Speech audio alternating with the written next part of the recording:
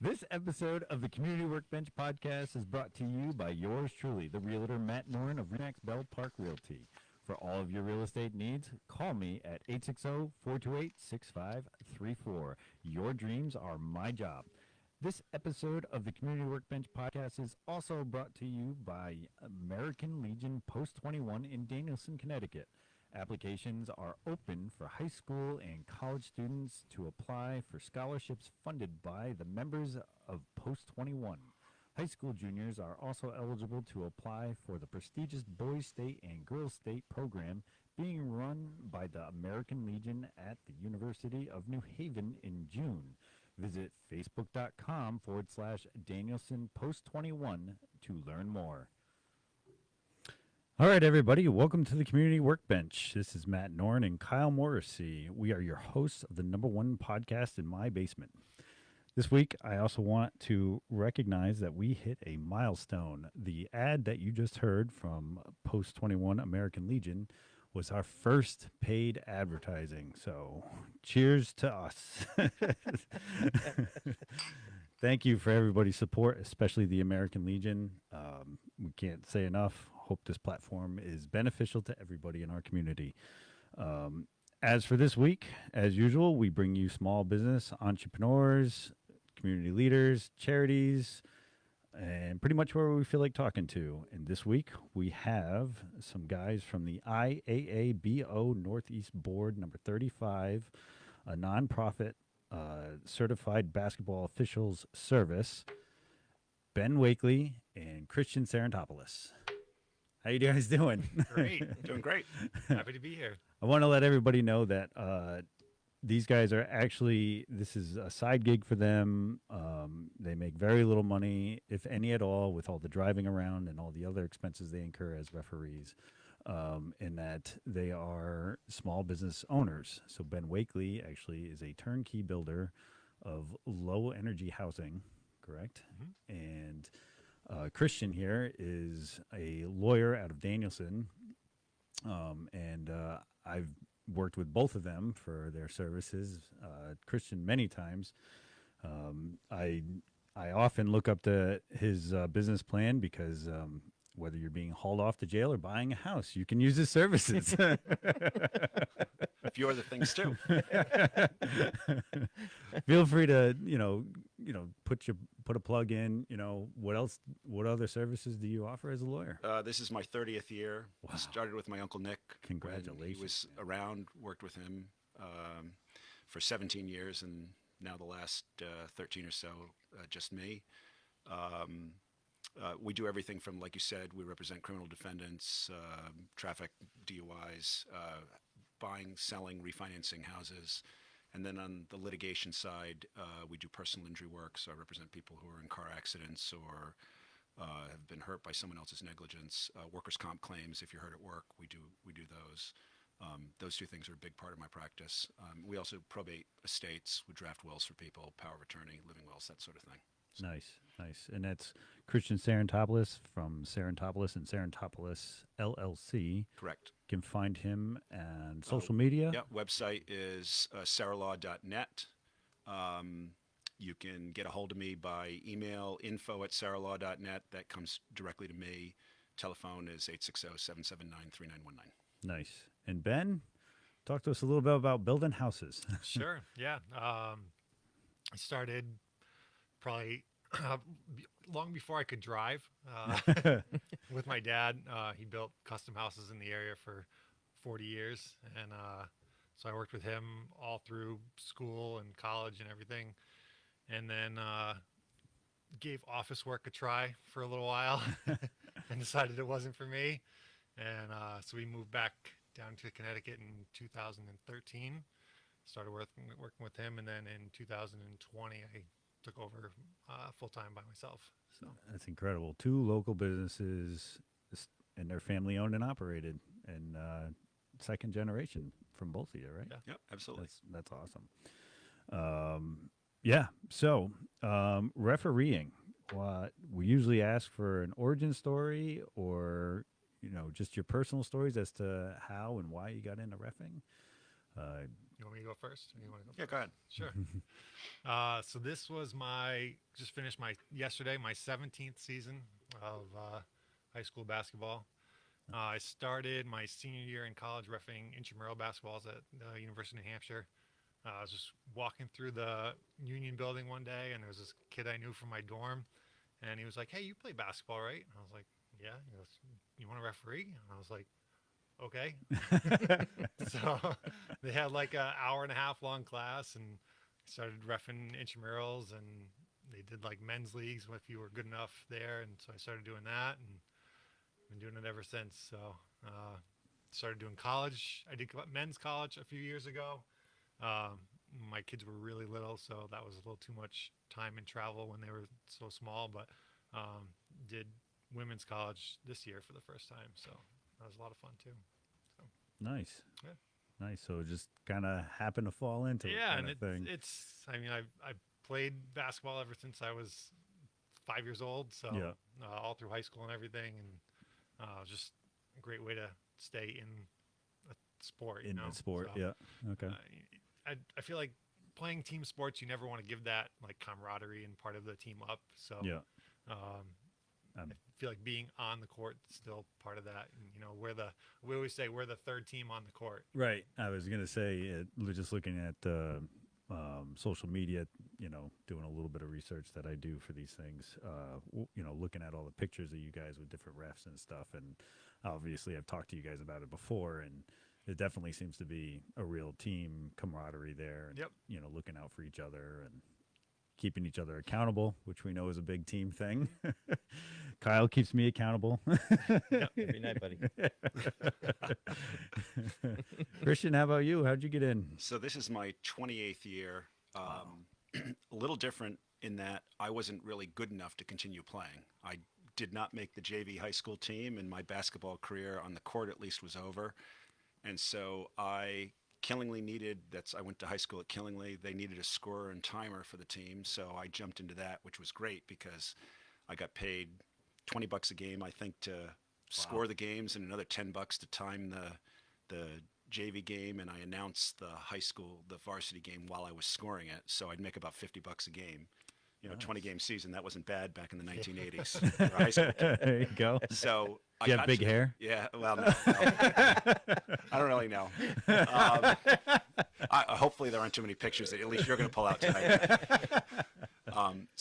But when I came back after law school and settled in the area, a guy by the name of Bob Bernier, who we all know really well, he was the secretary of the Eastern Board, and he bumped into me and said, "Hey, you want to officiate? You've been around the game, you know the game." And so I got started, and it was really because of Bob. A similar situation as Ben. I decided this year to do something a little different, and so this year I picked up college women's officiating too. So Ben and I, went to the same camp and got selected, and that's been a lot of fun. And the high school ride's been a blast. Definitely, we're definitely a team out there. There's no doubt about it. Some of my really, really good friends are officials, and it's kind of another family. It really is. We all support each other through the season, and this board we have in Northeast Connecticut, I think, is really tight. Everybody likes each other, and we support each other, and we support the board. And we'll talk about it a little later. Ben worked a state final yesterday, and I got lucky enough. I worked one last year, and you hear from everybody, and if you can make it, you get down there and watch, and everybody's supporting you and rooting you on. And Nice. that's kind of our postseason tournament. You see what we can do, and it's a lot of fun. That's awesome. And you actually did a semi this year too, right? I did a semi this year. Yeah. I was trying to figure it out. 28 years, and I think I've made the state tournament 21 times. Wow. So a couple of times early on as an alternate, where you either didn't work any games or you worked one. I think I've worked 4 semis, and last year I got a state final. So it's hard. There's about 1,100 officials in the state. Wow. Okay. And you've got half of them doing guys games and half of them doing girls games. So you've got about 550 officials, and of that, 4 get to a state final, and in one class. And you've got 5 classes, right? So 20 officials out of 550 make that state final. And if it's a semi, it's probably instead of 20, it's probably 40 officials or so make those semis. So it's a thrill. I mean, I'm 55. I'll be 56 this year, and the fact that I can still run up and down the court with the 18-year-olds Nice. is a lot of fun. And the other thing that we both do is Putnam Science Academy games. They're Okay. and that is Division One men's level basketball that's being Oh, played wow. there. The kids that are there, they're there typically between high school, or they've gone 1 year post grad and they're going another year either to get stronger or to get a grade where it needs to be. And they're going places like Yukon, Kentucky, Louisville, Cincinnati, Texas Tech, Yeah. Texas. Oh, wow. Diarra from Yukon is a Putnam Science guy. We've both officiated. So when you're doing those games, we're doing level of basketball that's Division One college level basketball, and Wow. we've both been doing that for a while. And again, the fact it's a small court, so it's a little easier. They've got a real I don't know about that. yeah. Well, you got to make sure you don't get run over. Yeah. Right. Yeah, That's, you gotta that's the get out big of the problem. way. There's not Or enough trip room. over Yeah. the fans. Yeah. Yeah. But at least you're not running a full length of a court. It's a small Yeah. court, but still, as long as I can keep doing it, I'll keep doing it. But Yeah. right now, that's what I say. I'm 55 and I can keep up with the 18-year-olds. So why not? Nice. Nice. I notice actually you tend to lose weight in the winter. I do. I do. I'm the exact opposite from most people. I put weight on in the summer and I lose it in the winter. Yeah, I That's remember we were absolutely talking right. about that a few Yeah. years ago. Oh, You're yeah. like, I can't lose anymore. You got pretty thin a couple of years. Working a lot of games. Yep, that's awesome. So how, like the education for it, you said it's an hour and a half class. Is that still the Oh. case? Or no, there's a whole. Yeah, it's Like- it used to, well, so that was like just to do college intramural basketball. You know? Okay, It was gotcha. like make sure you knew what a travel was, Yeah. basically. To be a high school official, like when we first started, there was like 8 to 12 weeks of classes. Like you'd go once a week for 3 hours and sit in a classroom, and there would be someone who would teach the class to you. Even before COVID, the IAABO organization had started doing an online program to make it easier, Yeah. more Yep. convenient, I guess, for people to become certified. So that has a 20 module program. It's got video, it's got slides, it's all narrated and everything, Wow. but you can do it at your own pace. Yeah. So you sign up for that and do that at your own pace. And then there's a test at the end of it. What is it, about 7 hours? Yeah. That the average person can get Yeah. through it. You do it online at your pace. Yeah. Yep. And then I'm the interpreter for our board, the rules interpreter and the education coordinator. So I meet with all the people that are in the course one-on-one, go over any questions that they have, and then make sure that they're ready for the test. And then I conduct all of our in-season and preseason trainings on any of the new rules or points of emphasis or anything else like that. So it's like a decent commitment to get started, but it's an ongoing education process once you're in. Right. I'm sure because they changed the game. We were talking just earlier Yeah. how they had changed a few rules that we can definitely get into. So once you do your 7 hours, there's a test. Then they meet with you. Is there like you just throw them into a game, or is there like a referee shadowing Yeah, program?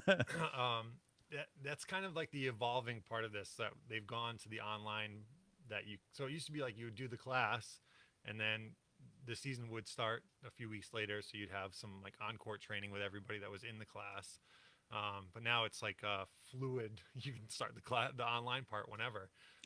So the on-court training has also become a little more fluid. So what we've done this year a lot is send the new people out to watch games, and they'll sit with a veteran person and watch like a JV game, and then watch the varsity game that person was doing on their own, and then work with some other people while they're doing some rec games and stuff. So we run alongside them, make sure that they're blowing their whistle at the right spot, that they're moving in the places that they're supposed to be, and Yeah.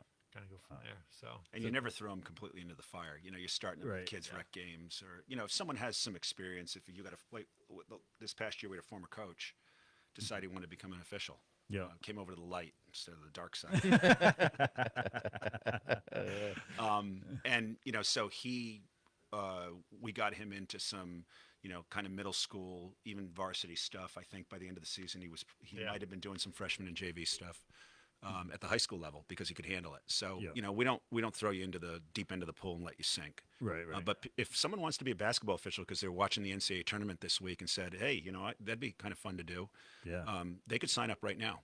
You Yeah. jump online and sign up, and Ben gets a notice, and we get him into the online classes, and And then, at some point between now and the beginning of when we start, our meetings in September for next season, we get them on the court and start working with the mechanics and signals and things and get you going. It's a great way to exercise, stay in contact with the game, be part of a team for sure, and you can make some money. Uh, the rec programs pay anywhere between like, I don't know, $30 and $50 a game. A high school varsity game now is about $110. Wow. That's pretty So, we've got a great guy. Most people probably know him that are listening to this. Chad Neal's our assigner.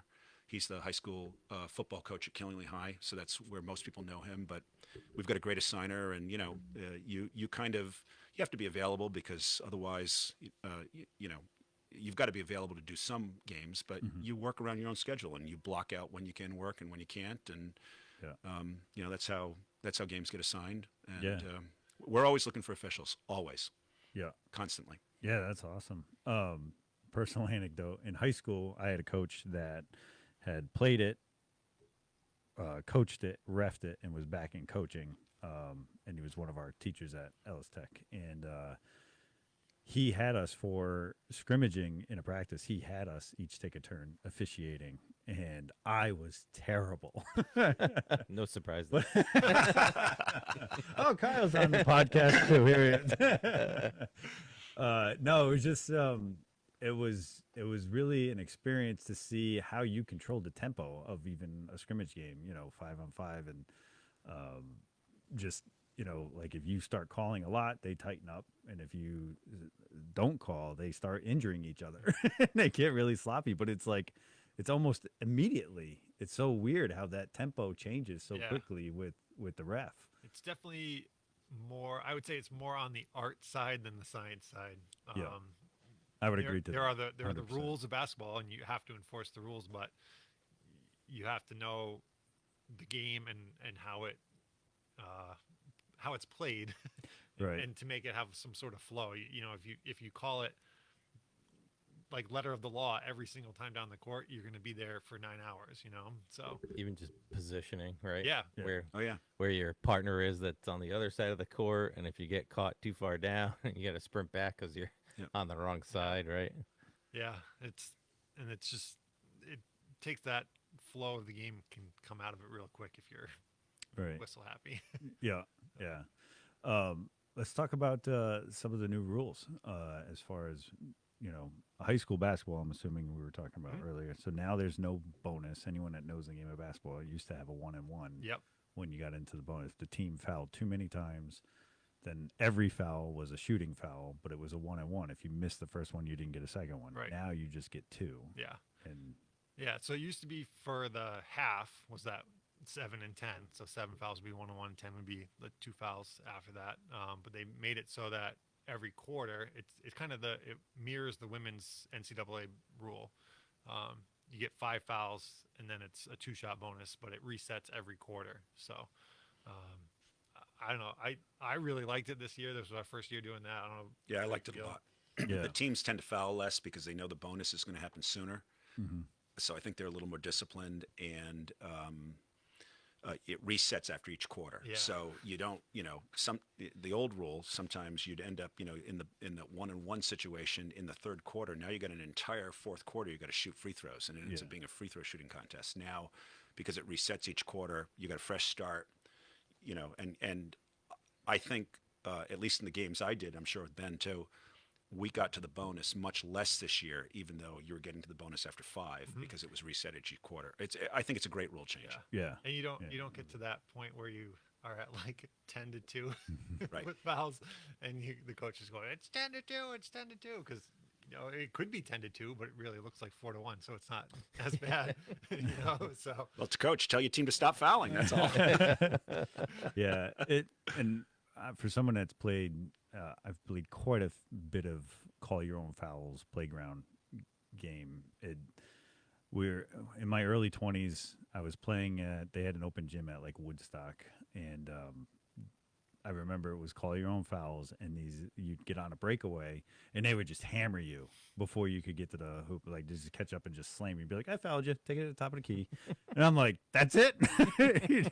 And I, like, to the point where I stopped playing because I was afraid to get injured and Yeah. not be able to go to work the next day. Wow. So, yeah, I get that. Like any rule that makes people play the game with more finesse rather than more hack or more foul or more bush league type of play, I think is better.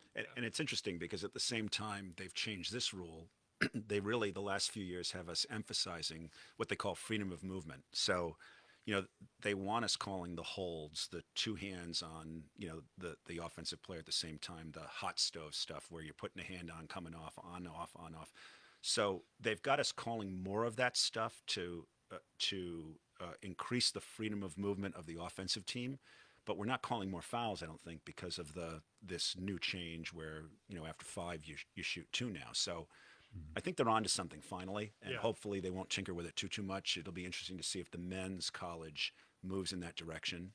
Is that like hand checking? Yeah, hand checking or holding or exactly. I remember when hand checking came out, you couldn't put your hand on their back anymore and stuff like that. So It really messed me up for how I played defense. You were hands on. That's the only way when you're as slow as I am. I liked being the short guy that stepped on the tall guy's shoes to out rebound him. This is like the only way. Sometimes you should have boxed out. I know. I didn't think of that. Short guy basketball skills. That's how it works. One of the other big rule changes this year that I was trying to get, I talked about for years, was getting a shot clock in high school basketball. Yeah. It's really only in about like 13 states, I think, have a shot clock. But everywhere around here, New York, Massachusetts, Rhode Island, all had a shot clock for years. Before. Yeah, they had a shot clock when I was in high school. Yeah. Wow. Yeah. That was like 5 years ago. So. Yeah. I'm going to say some of I that wish. is just budget. Or do you have like a viewable shot clock? that was Like, the argument against bringing it in. For a long yeah, time. It was the budget issue for the schools. I've definitely been to some high schools where it's like they need something. Well, because not only Shot are you clock might you're, not be it. you're putting those 2 shot clocks in on each side and whatever that cost is, but now you've Yeah. got to have an operator that you're paying about $50 a game to operate that shot Yeah. clock too. So it was a budget issue for a long time. I think when they finally adopted it, they told the schools either a couple of years ahead of time to give them a chance to, kind of fix their budgets up to do that. But I agree with Ben. It's a great rule. It keeps the game pace of the going. game moving. And really, if we call, there are a lot of games you don't even call a violation because the teams have gotten used to it. So they're just playing within 35 seconds. Okay, so I was going to ask. Yeah, in high school High it's school's 35. Women's college is 35. Men's college is 30, right? They're both 30. They're both Right, they're 30 both now? 30, Okay. yeah. And then pro is 24 still? 24. Okay. Yeah. So the game changed a little in terms of that the teams that really were deliberate on offense have sped up a little, and like I said, we might call 1 a game, maybe 2. Yeah. So it really hasn't come into effect Yeah. a whole lot, other than the teams are playing a little faster. Yeah. It's more executed, enjoyable. Which, if you want to move on to the next level, that's a hurdle you're going to have to maintain anyway. Right. yeah, if all you're doing is still holding the ball at half court, I could do that. I could have played throughout high school. That's I don't know. Ben would have put his hands on you. I think it's made the end of games better. That was my biggest argument for it. The shot clock makes the end of the game the same as the first. You don't want the last 4 minutes to be different than the first 28. Right. You play basketball for 28 minutes and then you foul and stall for 4 minutes. Like, that's not enjoyable. It doesn't look the same. It's not good for the game. It's So- not really the game anymore. Right. It's foul shooting contest Right. or so now running with the ball. exactly. If you have like a 4 to 6 point game, you can play defense till the last 40 seconds of the game until the shot clock goes away, and then you might have to start fouling. But you're playing basketball and playing defense until then, So it's like another 2 minutes of not having to foul. Right. Yeah, and there's still only 10 seconds in the backcourt, right, to bring Correct. the ball up. Yeah, And that hasn't changed. Is Whereas that- the pros have gone to 8 seconds, I think. Right. Oh wow.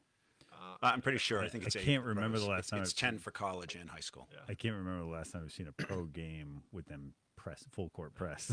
It's like they just don't do They don't get paid enough money. Full court press. No way. But So- like even that makes it the 10-second backcourt makes it much easier for us this year. It's more clear cut, you know. Right, yeah. We used to have to count. You get the 20 seconds. Yeah, I Yeah. remember Oh, Yeah, walking right. down now the it's court just doing use- this. Yeah, you just use the shot clock. So as soon So as the you shot guys clock still hits blow it, or does 5, the shot clock blow it for a backcourt we violation? still have blow to it. call it, But you can look at the backcourt, clock. Yeah. You Right. don't have Yeah. to count. And then they can't go backcourt, right? Yeah, the backcourt It's rules are still the same. Still the same. Yeah. So, Yep. is that it for new rules this year? Or is that, I mean, there's other. Is It's, that- it's like the 4-spot thing, but that doesn't really. Yeah. Is there so like there's 3 seconds in the paint, right? What's that little half circle for on some of the courts? Is that just pros, It's That- pros and men's college. men's college, and that we don't know? Do we know what that is? Is that where you can take a Yeah, charge? It's and it it's doesn't a matter? restricted space. So if there's a play that would otherwise be a charge, because the defender is almost right underneath the basket, it's an automatic block. And the official would point to the restricted area and say, even though the offensive player bowled over the defender who was standing there, the defender is really in a dangerous situation. You know, Yeah. why are you taking a charge when the ball is already gone? The offensive player is basically underneath the basket at that point, has stopped the scoring play, and Yeah. so they've said, no, you can't do that. They have to give somewhere for them to land, right? When they come off their feet for a layup or something like Yeah. that. They have to, and so if they're too far back, they can't land. But But also, if you're trying to take a charge while I'm already in the air, well, that's the you're making point, it dangerous for both of us, right? Right. Well, you with know. that arc, you could be standing in that arc for 15 seconds. You're standing there with your hands up for 15 seconds, and that player comes and runs you over, and you weren't the primary defender on the play. It's still going to be a foul on you. Okay. That's what Right. that Yeah. is. So, Right. Gotcha. Yeah. So it just made it automatic because of where you're standing. High schools never had it, at least in Connecticut. Yeah. The college women's had it. They took it away, actually. Yeah. The restricted area is now just the area right immediately underneath the net, the basket wow. itself. Okay. And so there's no marking on the court any longer. We do see the semicircles just simply because most of the gyms, the guys are playing on the same gym the women are at the Right, college right. level. Yeah. But we don't use it. Did they have a reason why they took it away? I think it penalizes the defense for making good Yeah. plays. So I think that's why they took it out. Yeah. Now it's directly under the basket as opposed Yeah. to this It's slightly so- larger arc. it's- So it's only like a tiny little Yeah. circle. It's tiny. Yeah. It's tiny now. Wow. But it is more of play the game. Don't Yeah. try to injure each other. Yeah. You know, the 3-point line, has that moved quite a bit in the last decade? Not Or for high school. Not for high school. High schools stay the same. It's moved a lot for college. It's gone in and out. Right. That's what I So, thought.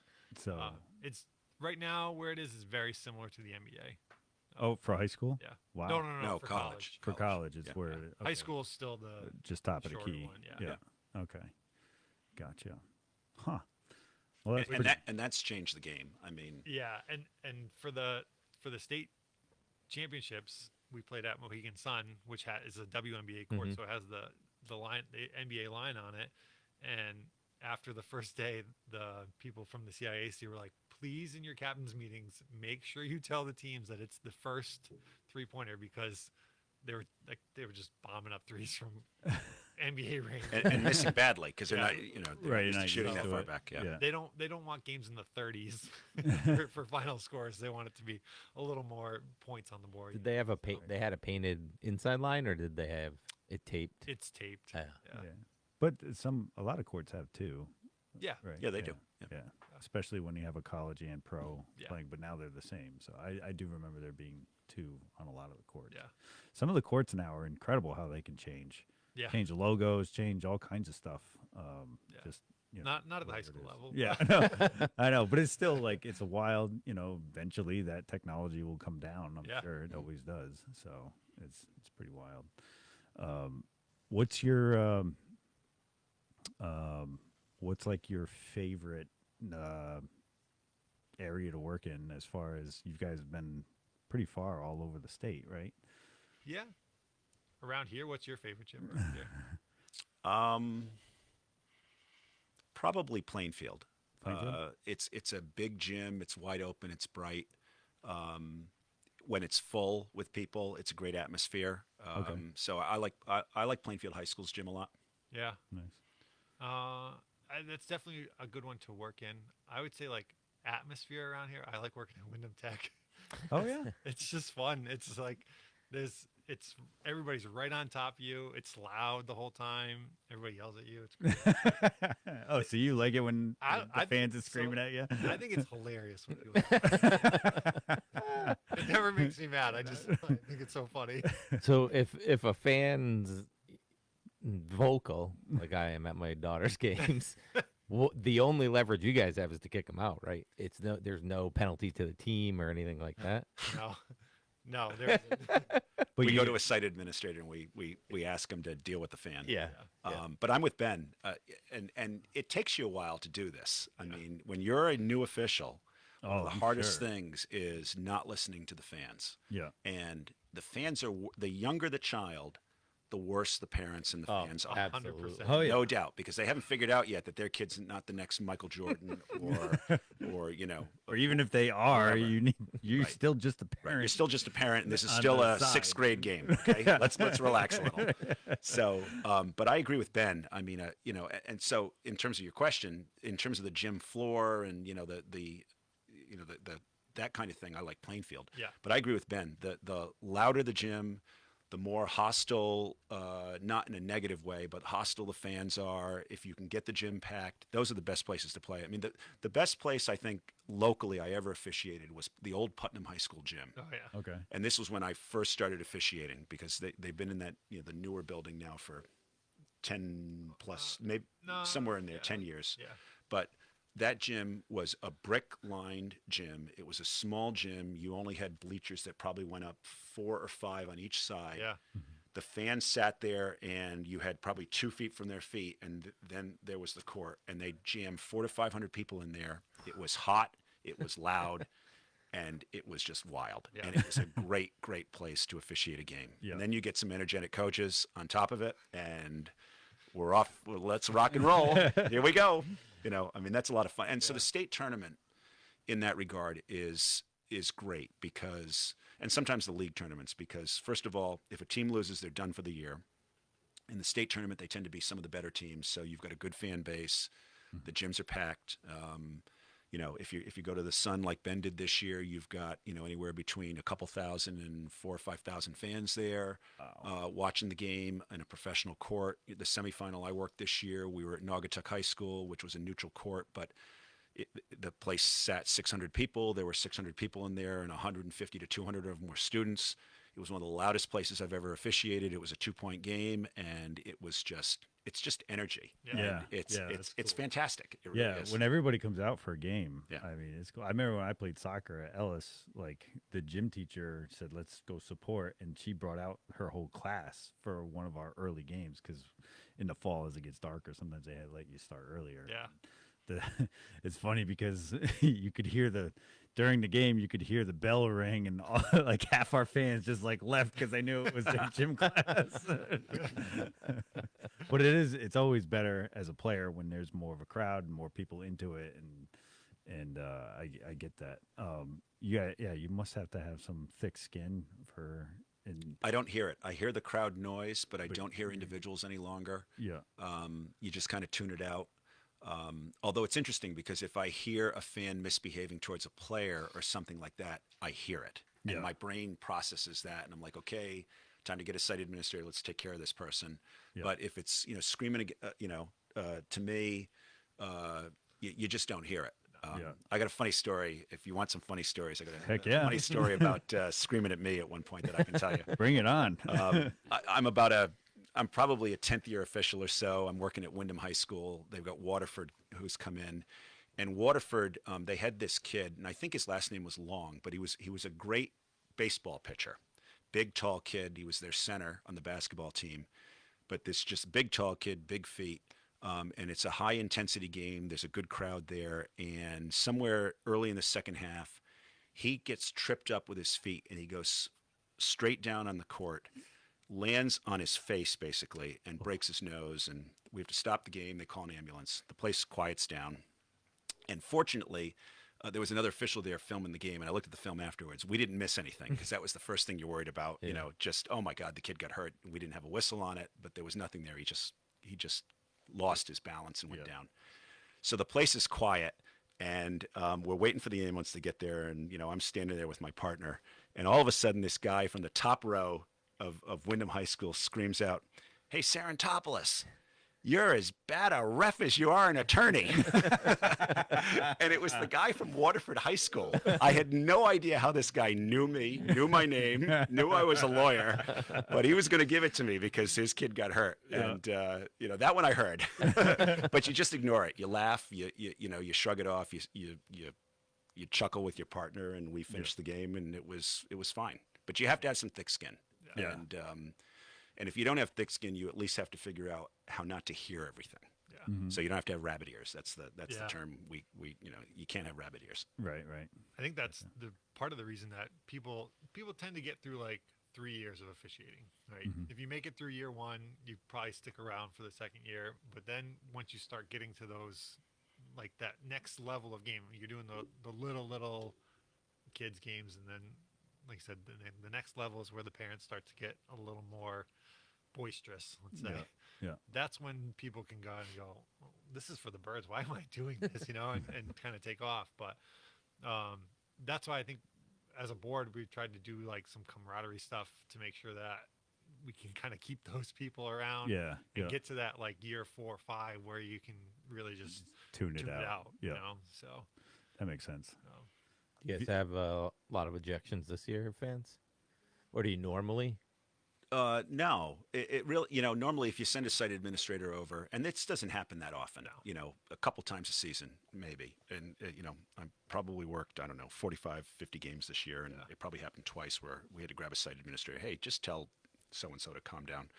And that generally will take care of it. Yeah.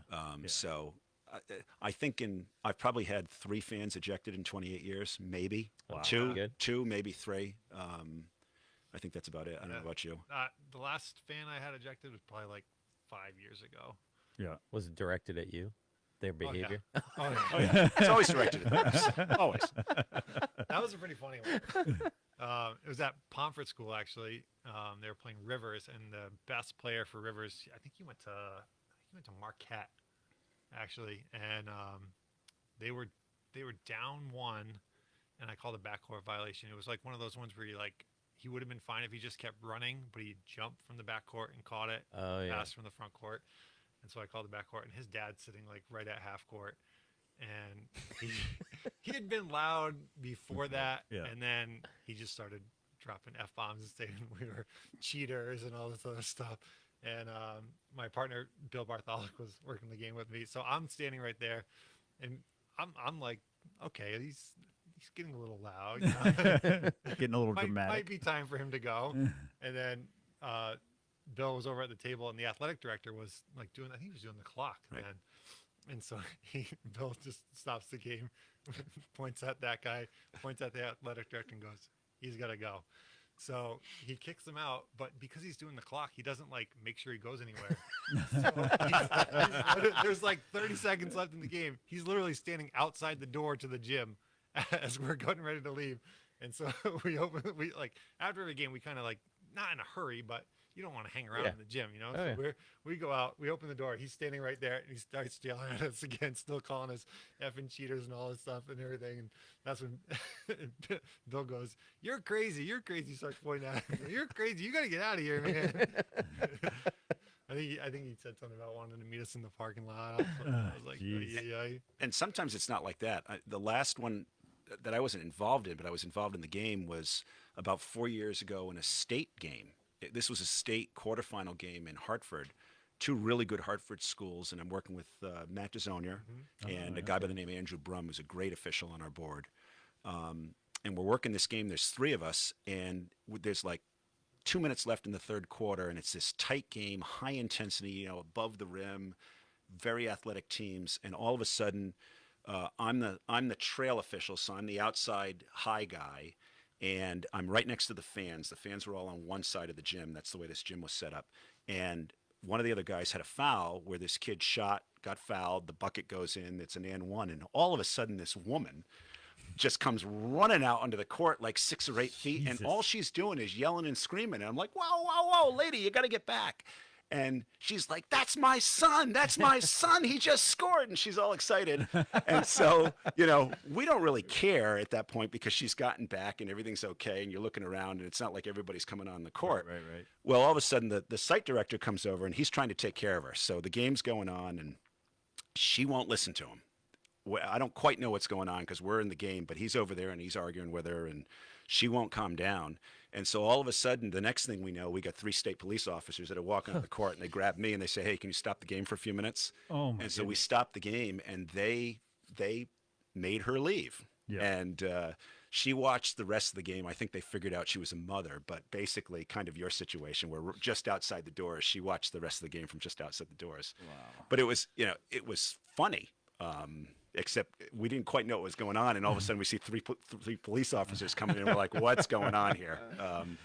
You see a little of everything, and again, 99.9% of the fans are really good. Yeah. And they just want their team to win, and they want us to do a good job. The best advice is, if they can't remember who the officials were that night, we've done a good job. Yeah. And Okay. in that regard, it's easier sometimes when we go out in the state tournament because they don't know us. Right. All season long, we work games in Windham County. Sometimes you'll jump into Tolland County slightly, or New London. you'll see the New London County teams come up, and they know who we are because we've worked a lot of their games.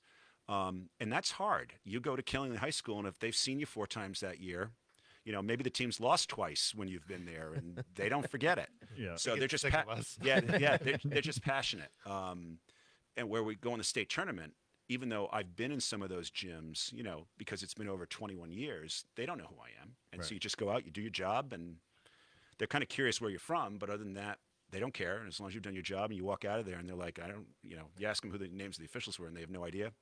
We've done our job. So do you guys? So you could ref teams you've ref throughout the year in the finals if they make it. Not from really. our area. Right. Okay, so you guys ref a different region. Yeah. So for the state tournament, you won't get any of the teams that our board services, unless there's 2 teams from our area that play each other.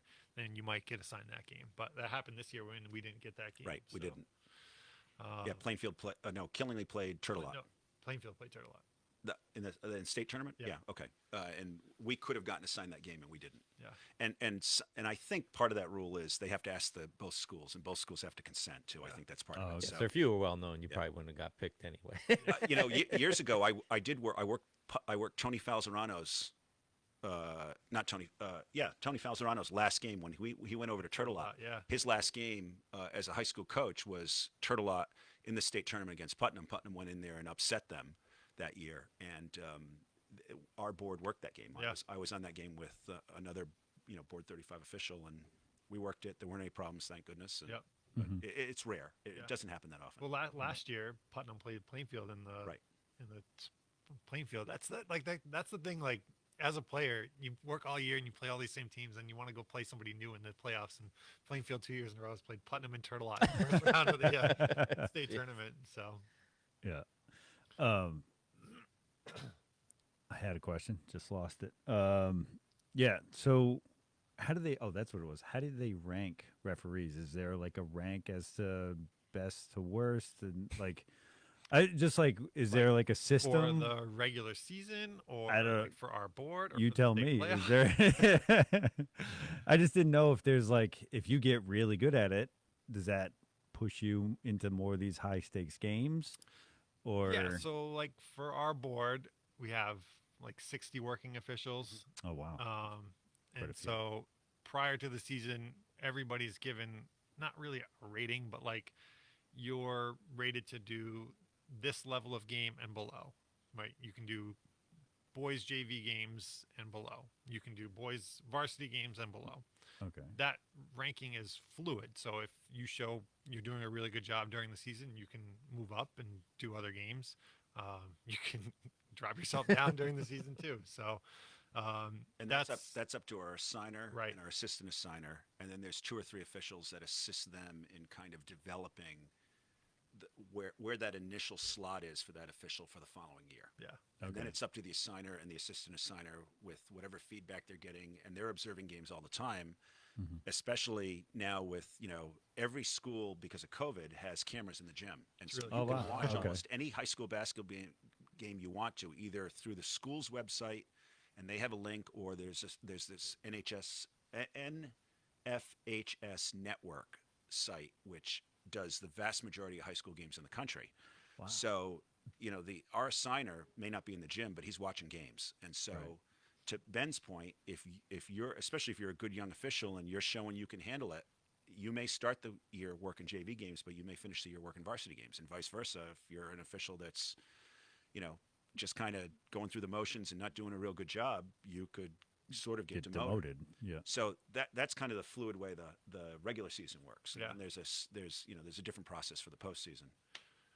Go right ahead. So You're on a roll. that same assigner will recommend to a committee we have who are the 8 officials, 4 on each side, that can go to the state tournament. Oh, And the committee it's kind of like Congress. They get to review and kind of bless, but it's really up to the assigner, because the assigner is the one that's seen all of us work all year long.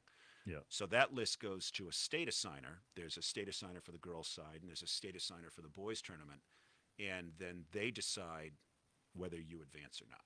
And we currently, the system is we work as a crew. So the 4 guys, I worked the boys' list this year, and the 4 boys officials, we worked together, and we got 2 first-round games, 2 second-round games, a quarter, and a semi.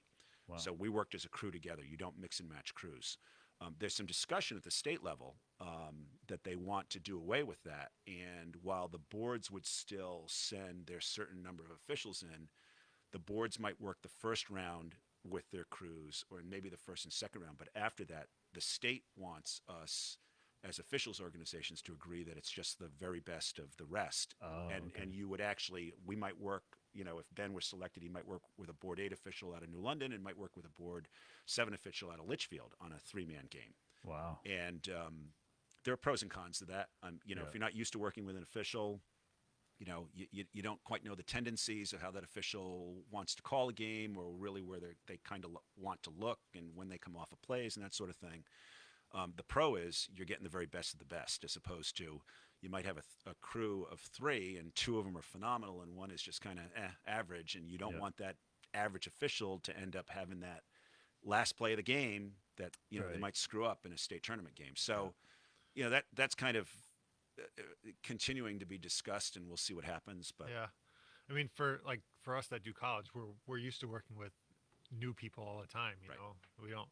There's even Yeah. more people on our college board, and there's more schools that are done. So we're pretty used to going to having a good pregame and then figuring out how to work with people right away. But Right. the vast majority of Connecticut high school basketball officials don't do college, and they're used to working with the same group of officials all season long. So Yeah. I don't know. So regular season, 2 officials, playoffs 3.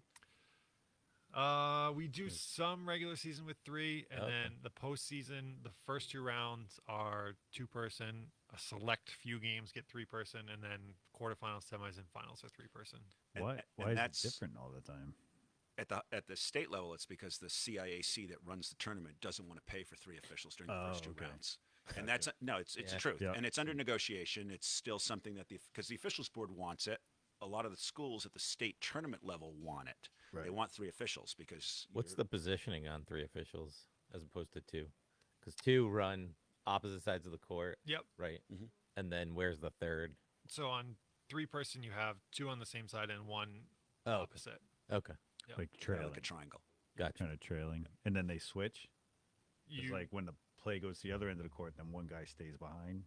yeah. Yeah. So Okay. the guy that's underneath the basket on one end would be at half court on the other one. Okay.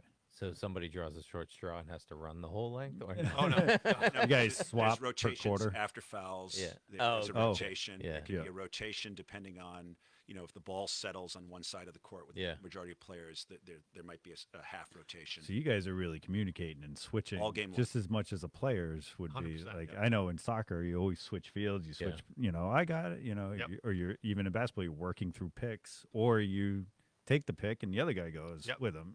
So yeah. There's all kinds of verbal and nonverbal communication that we use with each other. It's a lot of eye contact. Yeah. During play, after play, we do a lot of hand. Obviously, you see all the hand signals that we use, but we Yeah. use some stuff like during live play too, like to indicate who has the clock for the last second shot, who's got the visible counts for the 5-second count. You see that your partner has it, then that means you don't. Yeah. Yeah, it would visually, even just moving to open space, because they have a visual on the other. Right. Yeah. So you got to parts. see if your partner moves from one side to the other. You got to make sure you move to the other spot and everything. Yeah. So. See, this is why I wasn't good at it. It's a lot of multitasking.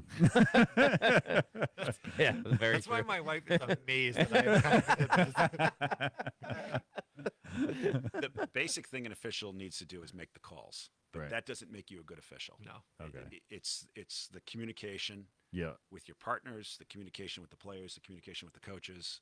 Yeah. It's game management. We don't control the game. The players do that, but we have to manage that game to make sure it stays under control, to make sure there's a good flow, to make sure that it doesn't escalate. It's those intangibles that make you a really, really good official, as opposed to, you got to get the calls right, but you got to do that Yeah. anyway. Yeah. So That's I definitely feel that's true. Like however many people make the state tournament, we're all gonna if you show us a play, 95% of us are gonna say the same thing about that same play, but only 10% of us are gonna manage the coaches and manage the players and manage the game so that it's a good atmosphere and a well done thing for everybody that's involved. So Gotcha. that's kind of how it moves along. When I played at Ellis Tech, I got fouled at the buzzer, but the ref called it before the buzzer, and I had to take shots. But the crowd ran out on the court early.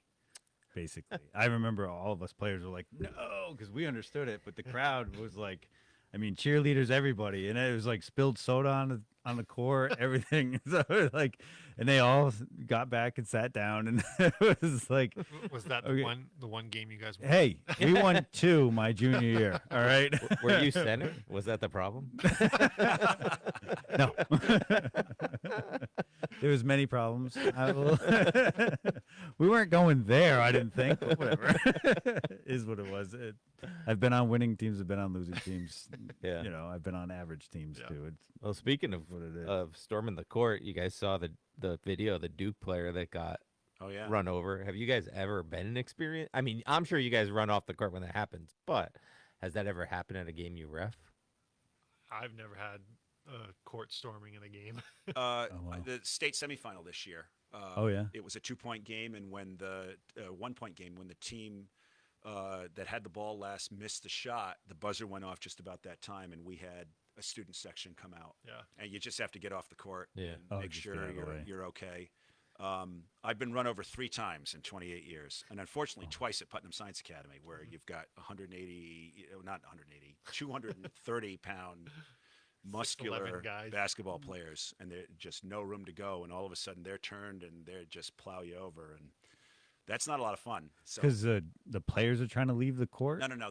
This is Oh, the bench clears out. No, Come on, just no? the 10 on the court. There's just no room to go anywhere on that court. It's Wow. that tiny, and there's no sidelines, so you can't referee from just off the court. You're always on it in the middle of it, and the ball just didn't go in, and all of a sudden that player just turned. He was a guard and turned and took 2 steps, didn't know I was kind of behind him, and ran me over because he was going fast break, down the other way. Yeah. Wow. So- So it wasn't a bench clearing. No, thing. no, It was no. just Yeah, turn and no, go no. and Turn and you were go, there. and I was Yeah. in the way. So Wow. you work those games, you spend about 80% of your time trying to call a good game.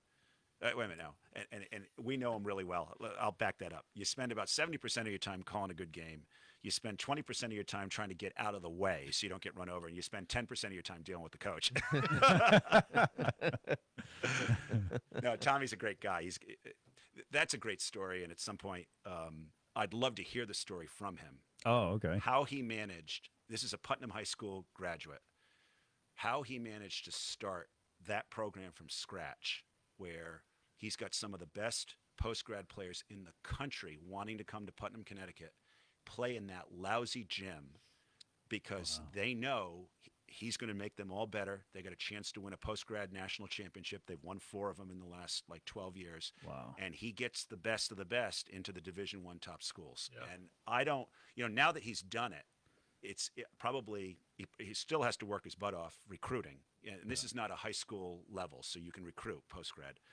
So he's got kids coming who want to play there. So now that he's had success, that success breeds success. But for the life of me, I don't know how he managed to start that program there and make it so And, powerful. he'll write a book someday, or maybe he'll come on your podcast. And tell Hey, the story. put a But- bug in his ear. yeah, I'd love to have him on. but he is the most animated coach we deal with. Okay. And to his defense, there's no room for him to go anywhere. Yeah. He can't stay on the sidelines. So when he gets excited, he's out on the court. And he doesn't act that way when he's in other gyms, because he's got room to go up and down the side of the court. There's space for him to go. But Right. Putnam, there's nowhere to go except out in the court. And so, like I said, you spend a higher percentage of your time dealing with the coaches in that building than you do anywhere else. So, Wow. but it's a fun place to ref. And what's his name? Tom Espinoza. Espinoza. So that's considered a prep school. Yeah. Yeah, they're a post-grad prep school. His top-level basketball program is post-grad, but they're a prep school. They've got other sports there as well too. Baseball, soccer. I think they're starting a football. Is it like a magnet school? Is that like No. No. It's okay, a okay. complete private school. Yeah. Oh, okay. Oh, no. Yeah. There's a lot of money that goes through there. nice? Yeah. And Right here in Putnam. That's it's awesome. right here in Putnam. No, And I'm right- sure there are kids that go there for the academics and everything else. But in terms of the basketball itself, while kids are there, and they're kind of doing some of the academics they need to go to the next level, at least the post-grad, they're there to play basketball, to be seen, to get recruited by Division I schools, to bulk up and get stronger and faster and quicker. And I highly recommend anyone watching this podcast get to a Putnam Science Academy game, because it's great basketball. Yeah, they always have coverage at this time of year about how far they went in the national. Yeah, they went to Level. They were the runner-ups this the year. runner-up. Yeah. They lost in the championship game to Yeah, a but really, even really good team. still, that to come from where they are to get Yeah. that far, it's They've won it crazy. 4 times. It's crazy. It's wild. Now, when I was in high school, you couldn't get anybody to pay to walk through the door to watch it. High school. You're still talking about watching you? Yeah. We'll pay Like you. there was never any cover charge for. Oh, sorry. Never any cover charge for walking into Ellis. Did you guys pay people to go? But now I've heard from some people that it's kind of like a thing of contention. Almost every high school basketball, there's a cover charge. Yeah, it's Oh, yeah. $3 to $5 probably to watch a game. Yeah, and I remember actually going to a Killingly game, and you got a discount if you were a student, but the students even still had to pay. Yeah. So, When I was in high school, it was $3 to get into a game. Student, non-student, didn't matter. Yeah. I scored senior year. I was the scorekeeper. I made $20 a game, just like you. I traveled with. So the school would only pay for a scorer for home games. Oh, So oh. our coach was like, "No, I want you to do every game," and so he would pay me $20 out of his pocket No that kidding. night. Yeah, to travel with the team and score them. And then one of our other friends did the clock and announced on home games, but he didn't go to away games. So, but yeah, they charged that was 20 years ago. they're paying 2 or 3 officials. Yeah. They're paying security, and most schools have a police officer there, although not all of them. Yeah. They're paying their 2-timers now, a scorer. There's always a bigger mess. So, for the right, janitorial, after-hour staff, they're getting paid probably People overtime. Take the tickets. Yeah, that's true. So there's some stuff that's generated because you're charging people, but there's some cost to this that the Yeah. school systems have to absorb, and so Right. it's worth it. Yeah. I think. I love watching live Yeah. games of almost any magnitude. And high school Like, sports is it's like- pure. Yeah. Kids are playing Yeah. because they want to play Yep. and they Yeah. want to have fun and they want to win, and it's their buddies. And now now that we've got AAU and everything else, when I played or when I went to school, we went to Killingly. We didn't like any of the Putnam kids. Yeah. They didn't like us. That was the big rivalry. Yeah. That's changed because now they all play on the same AAU teams and everything. Oh, yeah, So, right. you'll see them in the middle of the game or between a quarter or something. All of a sudden, they're giving each other a hug and, or exchanging a laugh. And Yeah. so it's a camaraderie thing. Yes, they want their team to win, but they're happy they're playing their buddy on the other side too. And it's a rivalry and that sort of thing. And so high school sports is just pure. Yeah. So Yeah, it's great. It's great. I wish more fans would come out. Yeah. Yeah. I can remember like basketball was just kind of like, oh, we're playing Ellis Tech. It's like, all right. Guaranteed win.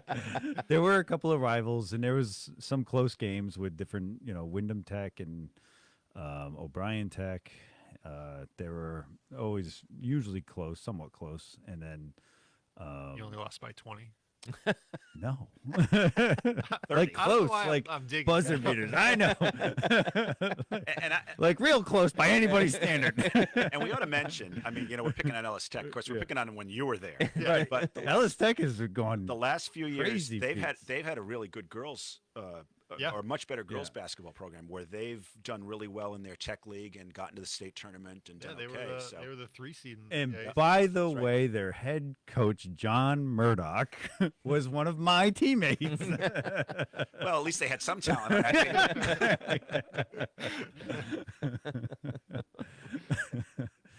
So no, it was definitely played because it was fun. I didn't really care, and almost every one of us on the team would play to the buzzer, whether we were getting blown out by 30 or it was close. Yeah. You would have thought you would have thought it was close every game the way we played. And that was fun. No, it just is what it is. And- those are the fun teams to do, even if they are losing. It's still yeah, and you appreciate that And hard it- work and good yeah. attitude about it. And it's funny because I know I'm not supposed to, but I played a rec league in Plainfield at the same time I was playing for Ellis, and I would go from Ellis Tech games to the rec league where we were undefeated. So Is that why you played? Because you no, I win. I some played games? because He it was started for the Ellis team, but he was on the bench on the rec team.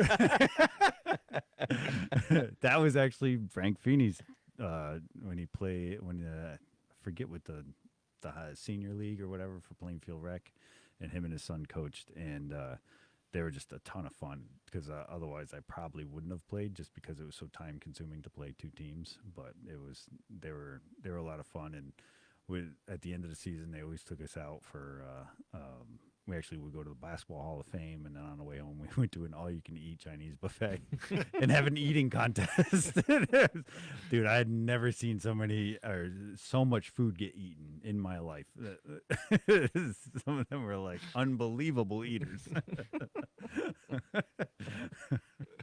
So yeah, no, it's just a team thing. That camaraderie. You can't buy it. You can't beat it. You just gotta stay in it. So yeah, I definitely get that. So Yeah. so like when you have 60 on your board officials, right? About Or that. give or take. Is that the same organization of refs that would ref like a rec league, or it was the same thing? Okay. Yeah. So And we do all of them. It's not like you have the rec league guys and the JV guys and the varsity guys. Like I can go from doing a boys middle school game on Thursday afternoon to a girls varsity game on Friday night to a college game on Saturday, and then Monday you go and do a rec league game at Frog Rock and Pomfret, and so it runs the gamut. well, And that's because we need more refs. and there's different rules for each of those leagues, right? So Yeah. you have to kind of keep up on that. That's Most of them, like the basketball rules are the same. Every once in a while, like you do a little kids game and they don't have like no pressing rules, but yeah. it's just like you get there and they have a little sheet at the table that says what the rules are for that game, and you kind of go with that. So I remember in Plainfield Rec they had a rule: no slam dunking, and we all thought that Was that it was directed funny. at you? No, but there was like a little kids game, and I want to ask you about overtime. Don't let me forget. But there was a little kids game that went into overtime. I mean, they were little guys like kindergarten, whatever, and we all got there, early for warm-ups, but we were just sitting on the sidelines, and we were like, this kid was on a breakaway, and we were like, dunk it, and he went in, and he just did a layup, and he turned around, and he goes, if I dunk it, it won't count. This kid was like 6. Like, they're awesome though. Were they 8-foot hoops? Um, They had to be. Yeah, maybe they weren't it's- that little because yeah. it was definitely Plainfield High, so it was regular size. So maybe they weren't that little. But, can It was funny to have the kid talk back to you. He's like, I can't dunk it. It won't count. Like 4 foot nothing. So, how does overtime work? How many times will you guys go in overtime? Is there a, First round of the state tournament this year, I worked a double overtime game yeah, with a local guy, Kevin Wilder, Brooklyn resident, great guy, great, fairly young official. This was his first state tournament and first game, and here we go. We're going into overtime, and then Yeah. bang, we went into double overtime. So you start the overtime with a jump ball. You keep the teams facing the same way they were in the fourth quarter. You give each team an extra timeout, and the team fouls stay exactly where they are. So if they're shooting 2 shots because we're over that 5, you're still shooting 2 during the overtime, and the overtime period is half the length. So instead of 8-minute quarter, it's a 4-minute quarter. And so we finished the first overtime tied, and so we went to a second overtime, and he's looking at me going, what have I gotten myself into? Again, just a fun thing. It was a wild game, very loud gym, well attended by both sets of fans, and yeah.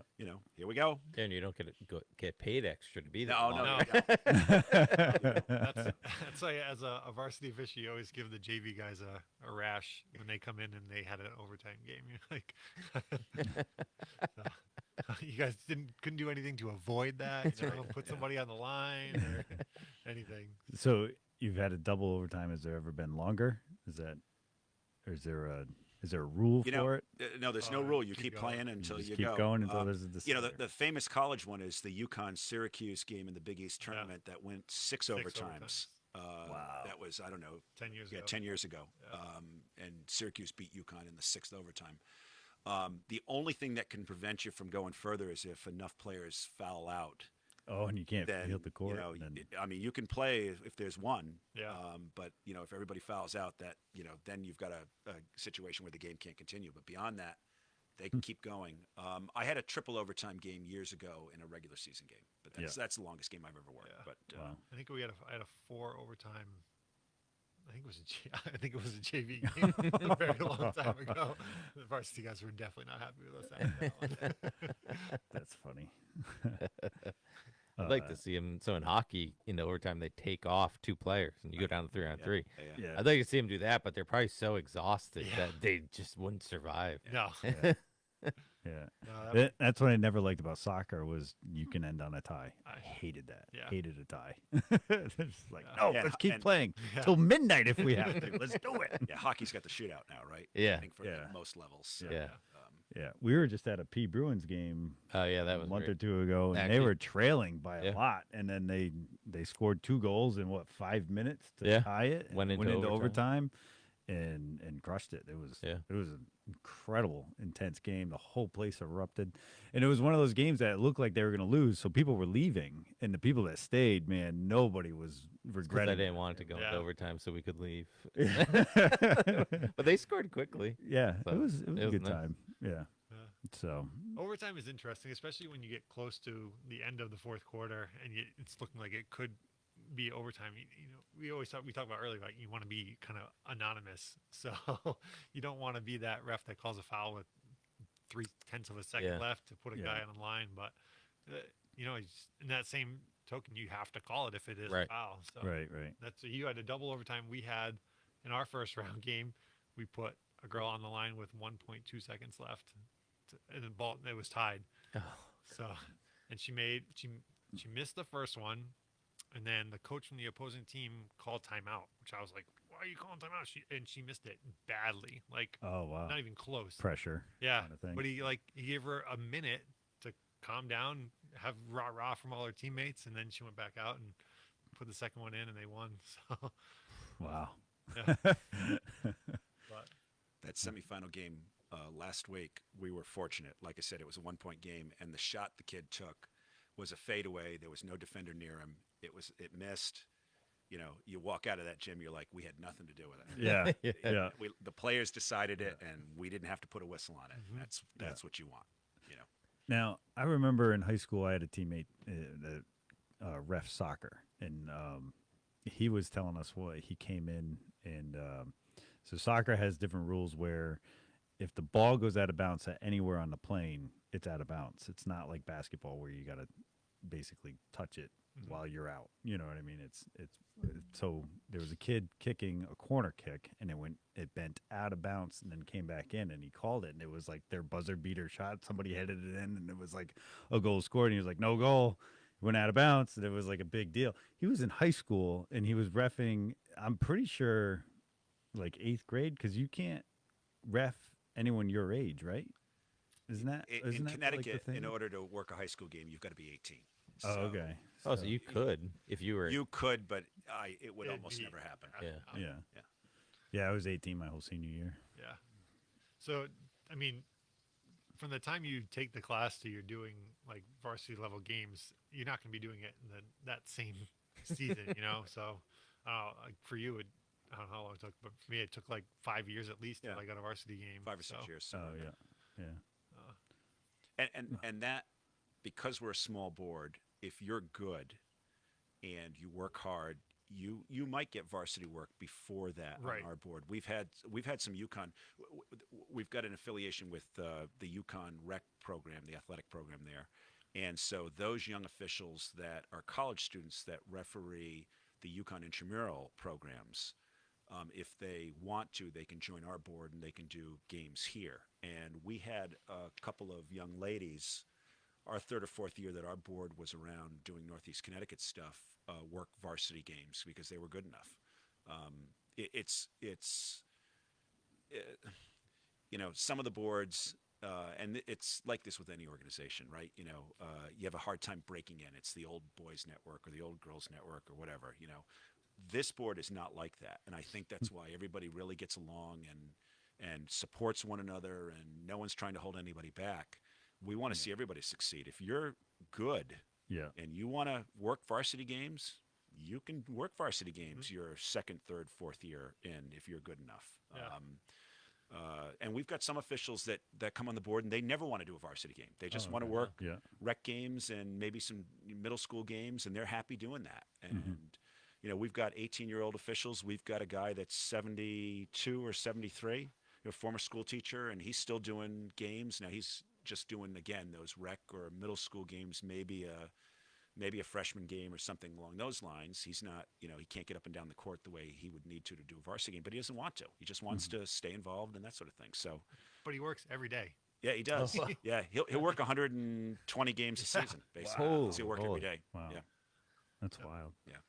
Is that like, The kids love having him on their games too. They do. yeah. They think it's a great. I mean, he's the nicest guy. He's just friendly with everybody. Like if you work with him and you're trying to like get into the locker room after the game, like while he's still in the gym, you know, he's still talking to people after the game. He doesn't come in the locker room. He was a former Killingly teacher in the system for years, so a lot of people around here know him. Wally Zadora. Oh, okay. Yeah. Yeah. So he used to run D&Z Soda King or he was one of the owners way Yeah. back when Yeah. that was in Brooklyn. Shout out to D&Z. We broke a key inside my buddy's mom's Miata. Like trying to turn it on, and it wasn't all the way in. We broke it, so we took the 2 pieces to D&Z, and they have the machine kept spitting out half of the key, and he finally got it like to stay in. Like he worked at it, and it's hard. And then he goes, "Emergency situation like this, I'm not even going to charge you." So he gave us the key, like 2 high school kids, like. What are we gonna do? It's kind of the way a referees basketball games. It was parked in the fire lane outside Elliston. It's just like it's a Miata with no, the top wasn't on. We jump in like we're cool, and it just like snaps the key right off. We're like, uh-oh. So we took my vehicle and drove it up to DNZ, and they were awesome about it. And the key got in, and it was catching, but it did like turn. It took a little bit of force, but it turned, and then my buddy actually explained it to his mom. And they went out and got extra keys made and stuff like that from the other original. And but it was like, and they bailed us out pretty nicely. So another Ellis Tech story. This is great.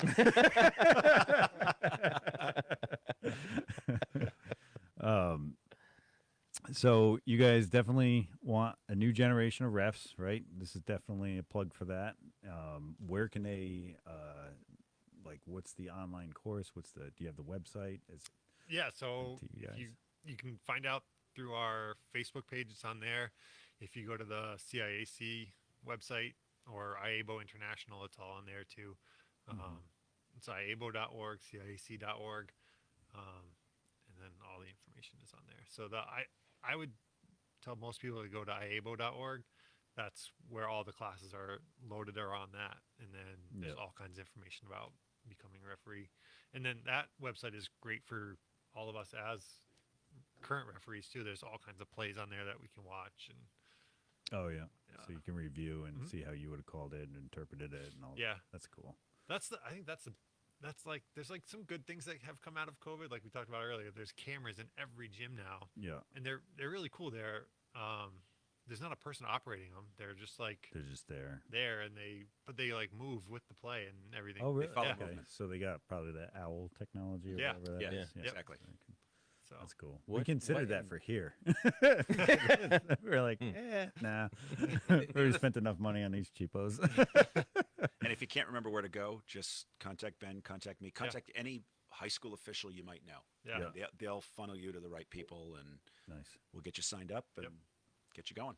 Yeah. Awesome. We have Cool. like we have a bounty program with our board. So if I recruited you to be an official, Don't do that, please. no. What?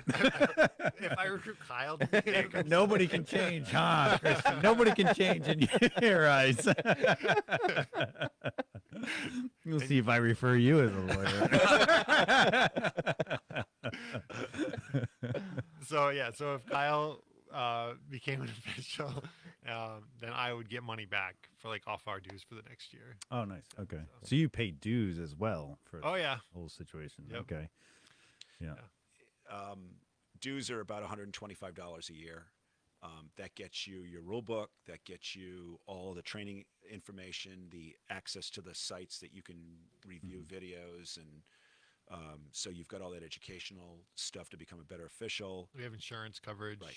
So if you get Nice. hurt, there's Yeah. some excess medical, there's some game loss fee coverage that Wow. that is provided, and then depending on what you make during a season as an official, you pay about 7% of that back to the assigner to pay the assigner at the end. Oh, okay. But you never end up in a situation where, and we don't do it for the money. I mean, when you think about it, you don't make a lot of money doing this, and you're putting miles on your car, getting games, and you've got some fees, you got to buy your uniform and that sort of thing. But anybody that puts the time in, goes through the classes, pays your dues, you got a little bit of an assessment you have to pay, you got to come up with your uniform. You're still going to, at the end of the year, every year, going to put money in your pocket. Yeah. So, there's a bunch of reasons that people do this, and one of them for some people is to make money. And Yeah. some of those walking people, around money. yeah, some of those people that want to work 80 or 100 games. I mean, multiply that out by, if every game's the lowest level paid rec game at $30 a game, you're making $3,000 during Yeah. the season, running up and down the court, Yeah. and staying For a healthy. high school kid to Yep. officiate the rec schools, it's a great part-time job. It's great. And some of the people that do it, they'll referee or officiate all year round. In the fall they'll be soccer officials, in the winter they're basketball, and in the spring they'll do softball or baseball. Those guys they're paying their mortgage, or those ladies are Yeah. paying their mortgage for the year because they're doing this all year round. So Nice. that's one of the reasons to do it, is to put a couple of bucks in your pocket. Like I said, you're staying in shape. The camaraderie absolutely is one of the top reasons to do it. And if you love basketball, Right. you're part of the game still. Yeah. Yeah. Yeah. It's fantastic. Yeah, I mean, I used to work in rec sports, so I've officiated a lot of different things, and basketball's the only one that I'm stuck with. Okay. Uh, Yeah.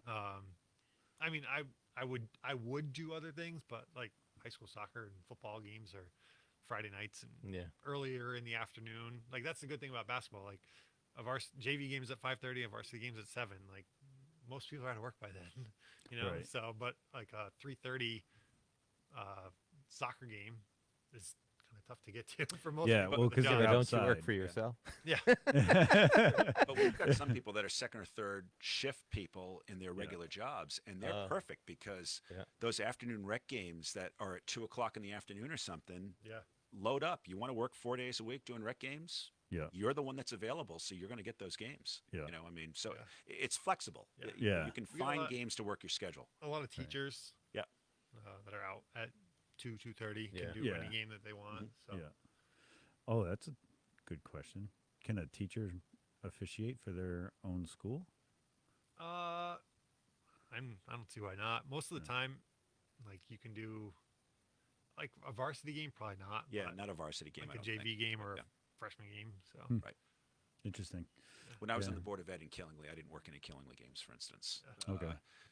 One of my daughters went to Woodstock, and she played on the girls basketball. I worked the boys side only that year. I didn't work any of the girls games. Gotcha. So it's kind of a self-policing thing. Yeah.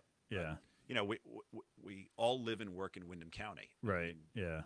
Every gym I walk into to referee games, same thing with Ben. People there know you. Yeah. I Right. mean, Yeah. you're going to have a tie to every school you go into somehow. So Yeah.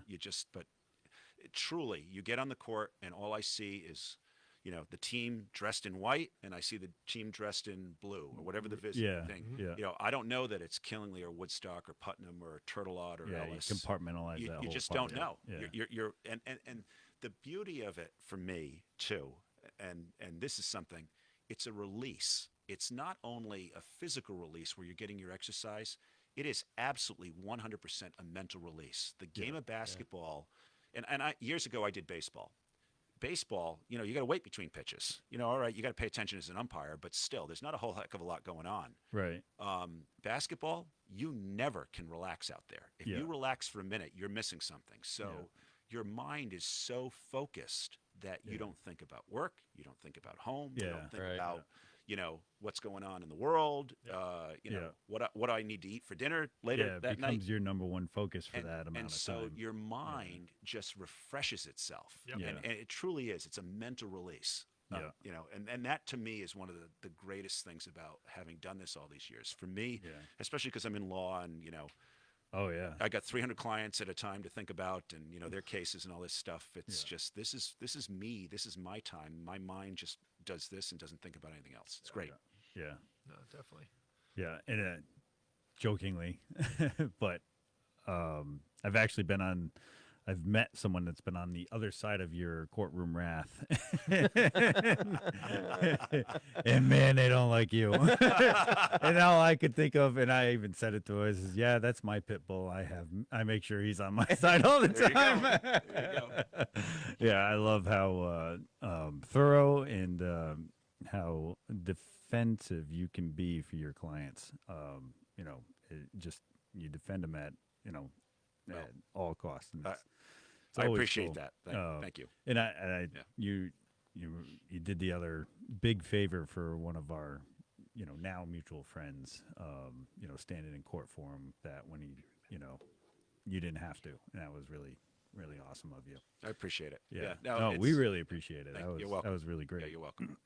So It's another passion. Yeah. I love the law, and I came back to Northeast Connecticut, which is where I grew up, for a reason, because I want to help people. And Yeah. whether it's helping someone buy a house, or whether it's helping someone who's gotten themselves into a little bit of trouble, or whether it's someone that can't work for 3 months because their neck got screwed up and they needed some surgery or something because of a work injury or an auto accident, and trying to put their lives together, so they come to me so they don't have to worry about it. Right. Because I do Yeah. all that work for them and Yeah. make sure that that legal situation goes well. And yeah. it's interesting because in the law you have to be an advocate, right? And just like you said, you've got to be and every case is a little different, but you want to be a zealous advocate for your clients. You want to be that pit bull if you need to be. Mhm. Sometimes you don't. Sometimes it's collaborative. Yeah. But basketball officiating is different. Bob Bernier, this guy that it was a great ambassador for the game of basketball and refereeing.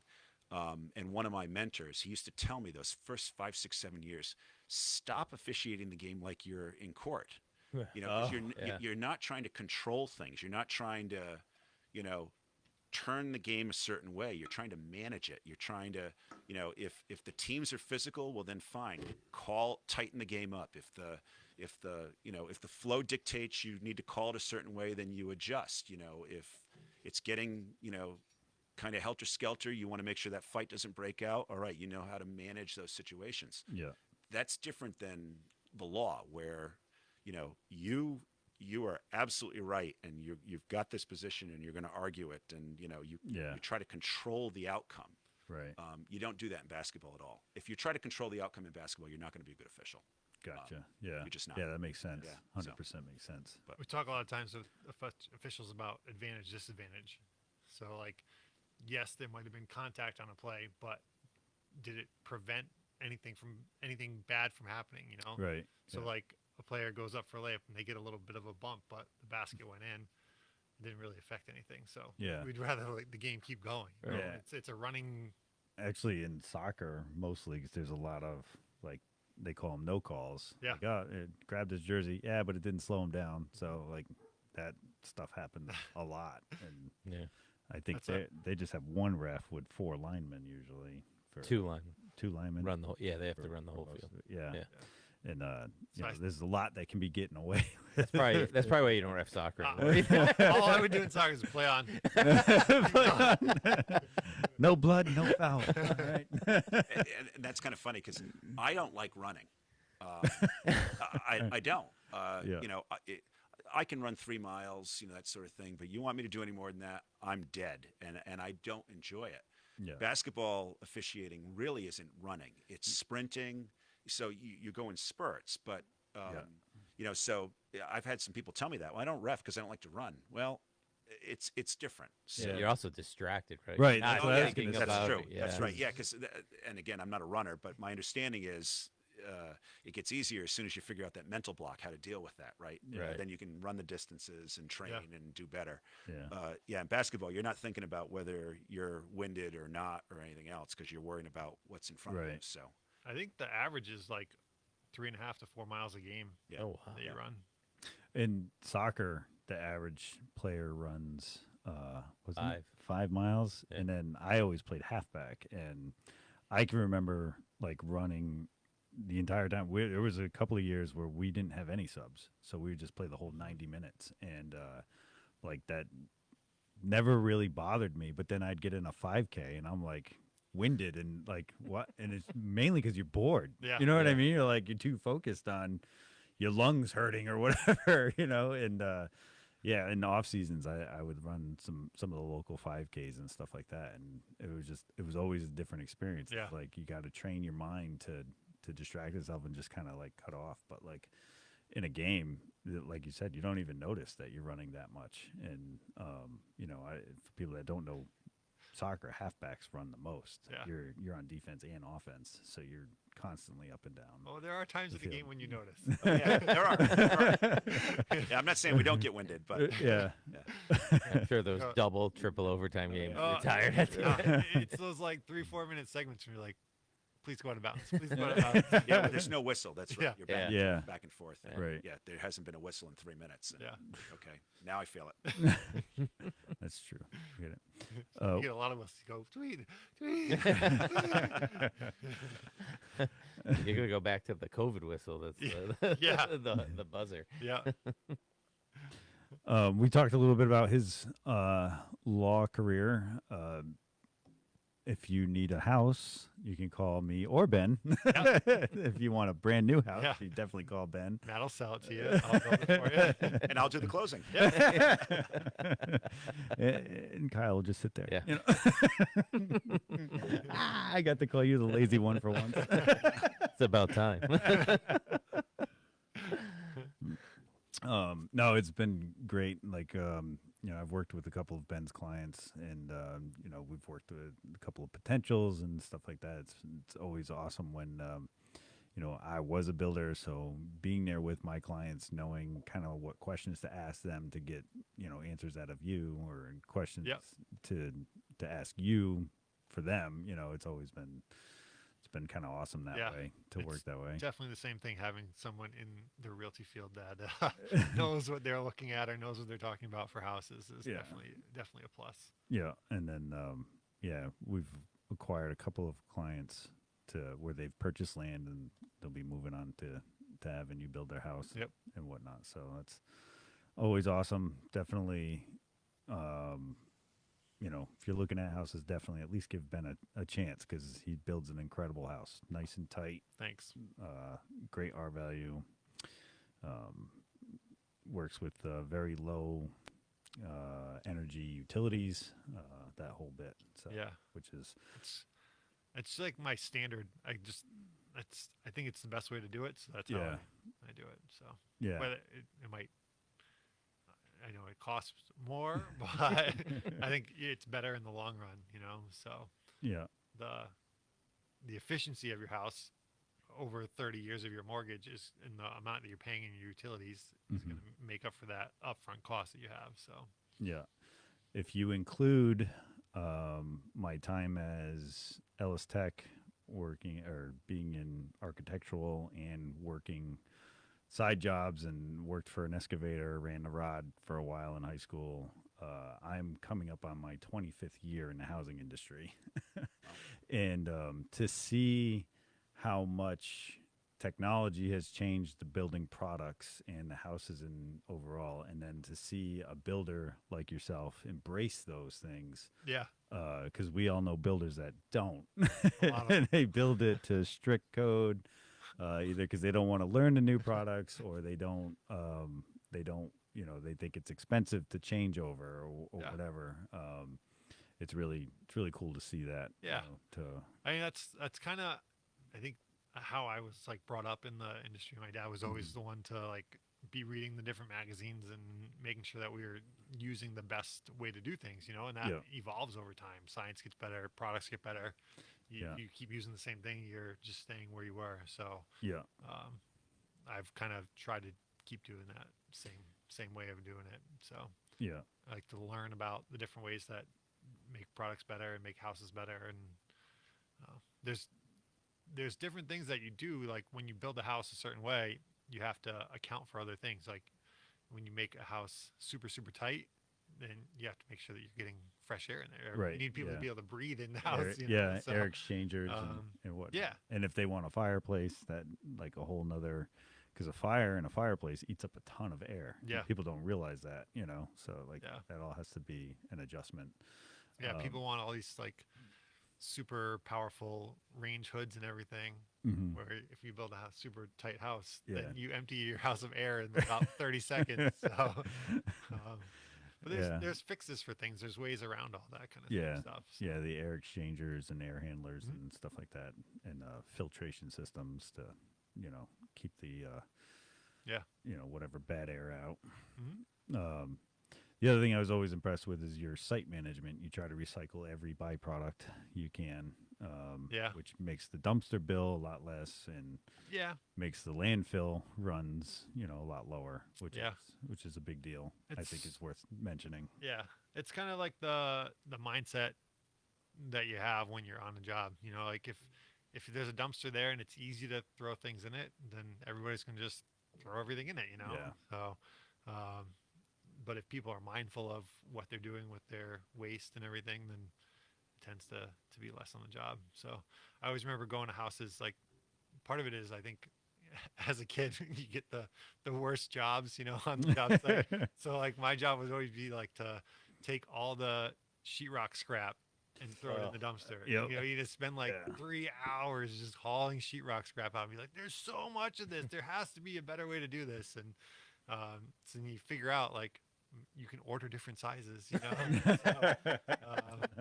So there's a lot less waste and you have a Yeah. lot less to carry out at the end. Yeah.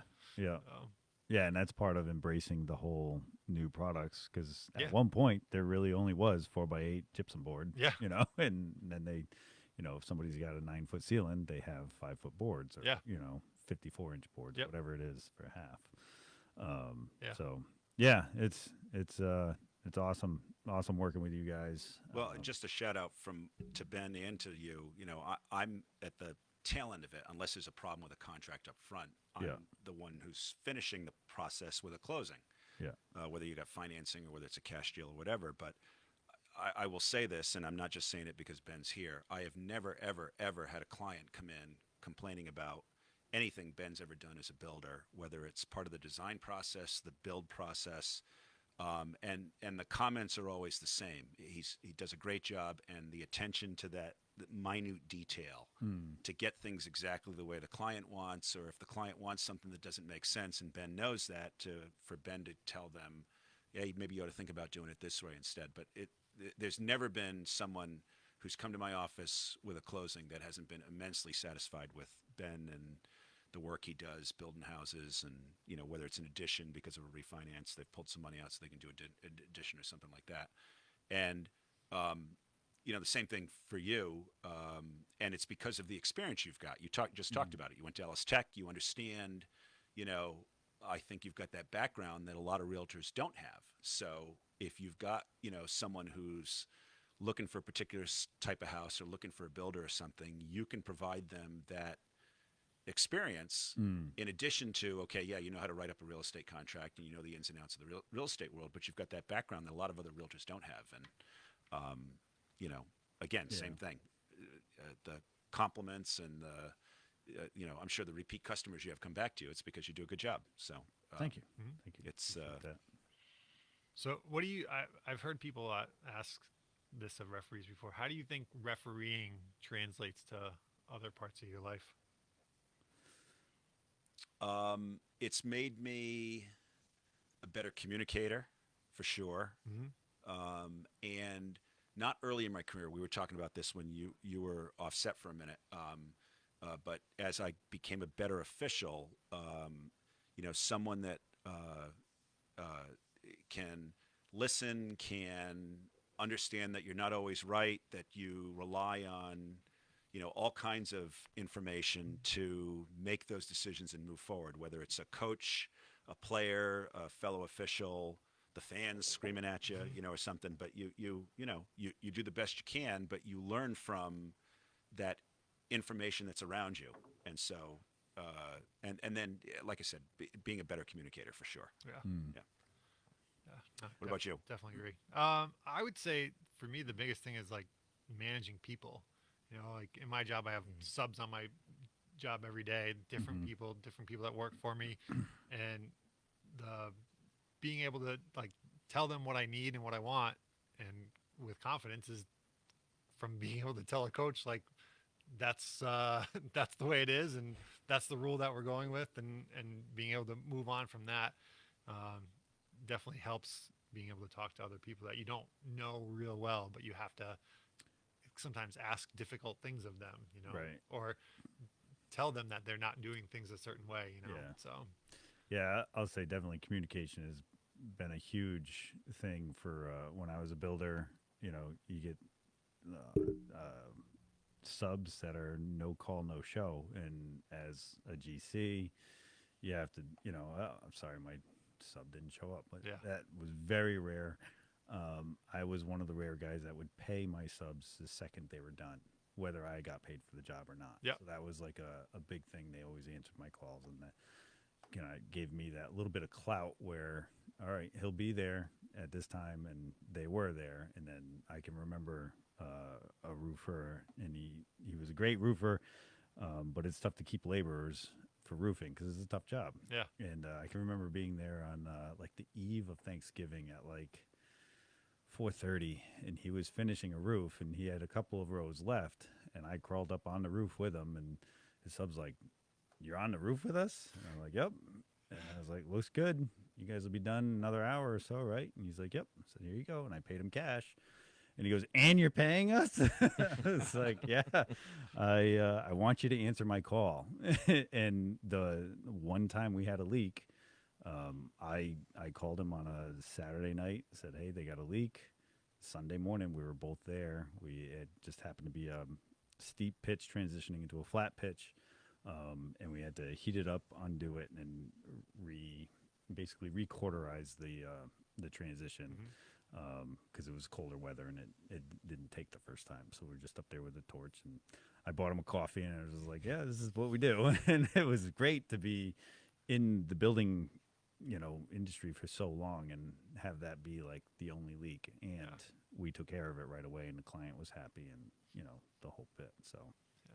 Communication, definitely. Communication, Yeah. and just having that forethought for other people, and not saying some expectation and then something comes up and then you don't tell them that you can't meet that expectation. That's like the worst because you're setting the bar and then you're not making the bar. It's like you got to call them and tell them, like, "Oh, we're not going to be there," or whatever. So probably 50 to 60% of my business was because the other guy didn't show up. Yeah. And that was it. It was like that was a huge moneymaker, just being good at communication, just telling them. I don't know how many you had this year. I think I had 2 technicals all year. Worked about Oh wow. 45 games or so, had 2 technicals. And, sometimes you can't prevent a technical. A kid's, drops, Yeah, most of them are on the an kids. F-bomb or something, or a coach goes crazy. But a lot of times it's, the officials that give out a lot of technicals is because they can't communicate well. They can't, yeah. They calm let that it situation manifest down. and They get can't angry. explain why they've called something, and so you don't communicate well. And all of a sudden, you've got you've got to call a technical foul because Everybody's pissed off. everybody's crazy. Yeah. Because you didn't do your job communicating well. Now, you guys usually like pull a coach aside when there's a stoppage of play before it gets to that point. If you have to? Sometimes it depends, right? I mean, I always tell the coaches in my pregame meeting, if you have a question, we will be happy to answer it. Just we're gonna do it when we're close by. We're not gonna scream across the court at each other. So you can always at a dead ball situation, or you're running down the court real quick. If it's not a hectic play, they'll ask you a question. You can answer them. Yeah. As long as you give them an explanation of what you saw, they're generally gonna accept it. It's the ones where you try to argue yourself, where you're wrong. Don't be that attorney. Yeah. Don't referee the game like an attorney. Yeah. Yeah. Yeah. If you know you're wrong and you try to explain your way out of it, it's way easier to tell the truth than it is to remember the lie. So Yeah, I mean, there's gonna be stuff you miss. Oh, yeah. There And that- always is, right? And but I didn't see it, coach. I'll Right. work harder next time. I'll Exactly. get it Yeah. next time. And that, exactly. that's kind of my thing against instant replay for any sport. I just you have humans playing, Right. you have humans refereeing them. That's the ball game. That's what it is. Come on. it's I'm a fan of just next play. Just there's so many, especially in basketball. Yeah. Football and baseball are a little bit different. That's that one play and then there's a stoppage. But basketball, there's so many opportunities for a whistle or something to happen. It's going to even out. Just keep playing. Do they have instant replay in the college you guys ref at that level? Not for us usually. It's more like Division 2, Division 1. Some of the Division 3 schools will have Cost. it, but Right. yeah. Back to cost and having. Yeah, high school, it's none. I was kind of excited. At the finals, they let you do replay for the end of any quarter, Oh, that's cool. just for whether the shot was good or not, before the buzzer, and whether it was a 2 or 3. So Yeah. Which is great. There was a horrific play in New Jersey, and I don't know if it was a semifinal or a final, semifinal. but on the court they called the basket good. Replay would have shown it went in with about a half second left, that it was definitely good. And then all of a sudden a coach talks to one of the officials, and then the officials are huddling, and then after 4 or 5 minutes they wave it off. They don't have replay, they can't use it, and they've just cost this team either a state championship or a trip to the state championship. Oh. Connecticut, at least during the tournament, in the finals, has the ability for the officials to go to a monitor at the end of the quarters or the end of the game for a last second shot. But that's the only thing and that's the only game that can do any video It's just because of the monitoring. facility, because they're at Mohegan Sun, they have all those cameras and everything there. Yeah. I mean, I don't know how you overturn a call when you don't have a replay. Yeah, so that situation, this is my thought on it was the officials didn't do a good job communicating prior to that Right. play. We always say that doesn't happen just out of the blue. Most of the time there's going to be a timeout or some sort of other stoppage of play where you're going to have time to talk to your partner, and you have to trust your partners on those. So there's one of the 3 of them that's going to be responsible for the clock, and then you just gotta live and die by what your partner says. Unless they're 1,000% wrong, there's no need to go and try to overturn anything. So that's that trust and communication, camaraderie, being an official. So that to me, that was an outlier. Oh yeah, for sure. that was my analysis of the Yeah, but situation. that's probably going to be in your education come next yeah. season. Yeah. Oh, they'll show that all over the country as a teaching tool. Oh, it's Yeah. They probably screwed it was they already on screwed it up badly. ESPN. Oh yeah. Oh, it was. Yeah. It was. Yeah. I mean, we talked about it. That semifinal was a week and a half, 2 weeks before our quarterfinals. So in any of all of our games before that, we talked about that situation. Like same thing. We got to trust each other, and if we have that sort of end of the game situation, you got to know who's in charge of the clock there. So, Mm. Hmm. but that's I don't know. I think these are the things like it just takes a long time to be able to do that stuff. Like you put me on there as a fifth-year official, there's no way I'd have any of the mental capacity to be able to do all that stuff. Yeah. It takes time over the It's course of- experience. Yeah. Yeah, and that's why you definitely. work with experienced people as you're coming Right. up too. Yeah. Yeah. You've always Yep. got some experienced official, or typically you do on the crew Yeah. to help you out. Yeah. Asking questions and talking and Oh, yeah. re-educating yourself, as you Yeah. said, an ongoing education. It's a practice. Everything we do is a practice if you want to do it well. Yeah. It's never, I know everything about this. Yeah, and I think the Can't do biggest that. thing is if they don't want to go up to a certain level, if you don't, then they don't have to. Right. Right. You can ref whatever you feel comfortable with if you're allowed to. Yep. At that level, and you don't. If you're too nervous to do varsity, college, whatever, Yeah. you stop wherever you are and Yeah. do rec. Yeah. So, Absolutely. Has there been any refs that that have gone on to like pro basketball refereeing? My first year, the class I went through for Eastern Connecticut, Josh Chiven, who is one of the top NBA officials, Wow. was in that class. Yep. And I refed with him the first, on and off the first 4 or 5 years he was with us. And then by then he was that good where he was doing Moving other up. things. Yeah. And you knew that year, his attention to detail, the way he absorbed everything, the way he just picked it up so fast. I don't know if we knew he'd be in the NBA, but we knew he'd be a Division I college ref. And Okay. he just, he caught the breaks. He knew the people. He was so good that he opened up people's eyes, and he's doing Division One, not Division One. He's doing NBA Finals. Yeah. NBA Oh, wow. finals last year. Wow. Josh What's, Tiven lives in Norwich. what's an NBA ref get paid per game? I don't know. I don't. Yeah, I'm gonna guess that's a $300,000 or $400,000 a year. Oh, easy. Easy. Yeah, that's their full time job. Plus, Yeah. plus the travel Yeah. expenditures they get and Yeah. everything else. So they're bringing in a whole lot more than that. But I'm guessing that's kind of the starting pay for those guys. I mean, Yeah, it's got to be something. so he's one. There was a guy also on Eastern Board who's an NBA official by the name of Matt Bolin who grew up in Brooklyn. Oh, wow. He's still in the NBA. He hasn't had. He has had a lot of postseason success, but not the rocket success that Josh has had. Josh is a superstar. Yeah. So those are two guys. And Local they're- guys. Local guys that Northeast came Connecticut. right out of Eastern Connecticut and have made it big. Yeah. There's a guy Awesome. in the G League now he grew up in Chaplin, but he's same thing on that board. We've had a guy on our board who refereed in the Olympics. Oh, that's right. Ahmed. Yep. Yeah. Oh, that's wow. cool. Yeah, and he's one of the. I just read this the other day. They'll take 30 to the Paris Olympics, and he's made the cut to the final 40. Yep. Wow. So he Wow. worked the Olympics in Japan. Yeah. Or, Japan. 2020. Well, they were Yeah. 20. And he's a 21 FIBA Olympics. official. While he still does a little bit of stuff stateside, he's mostly all over the world now, working for FIBA. And he started on our board. Yep. In terms of, he had done basketball overseas when he was living overseas, but when he came to the United States, he came into our area, and his first experience with basketball in the United States was working for our board. Great guy. It was interesting. You talk about this communication. He will tell you this, that working for our board for the 5 or 6 years he did made him a better FIBA official because he learned how to communicate. At the FIBA level, there's no arguing. No. Yeah, none. I mean, that official makes the call, and if a coach complains, there's a technical. If a player complains, there's a technical, or they get thrown out.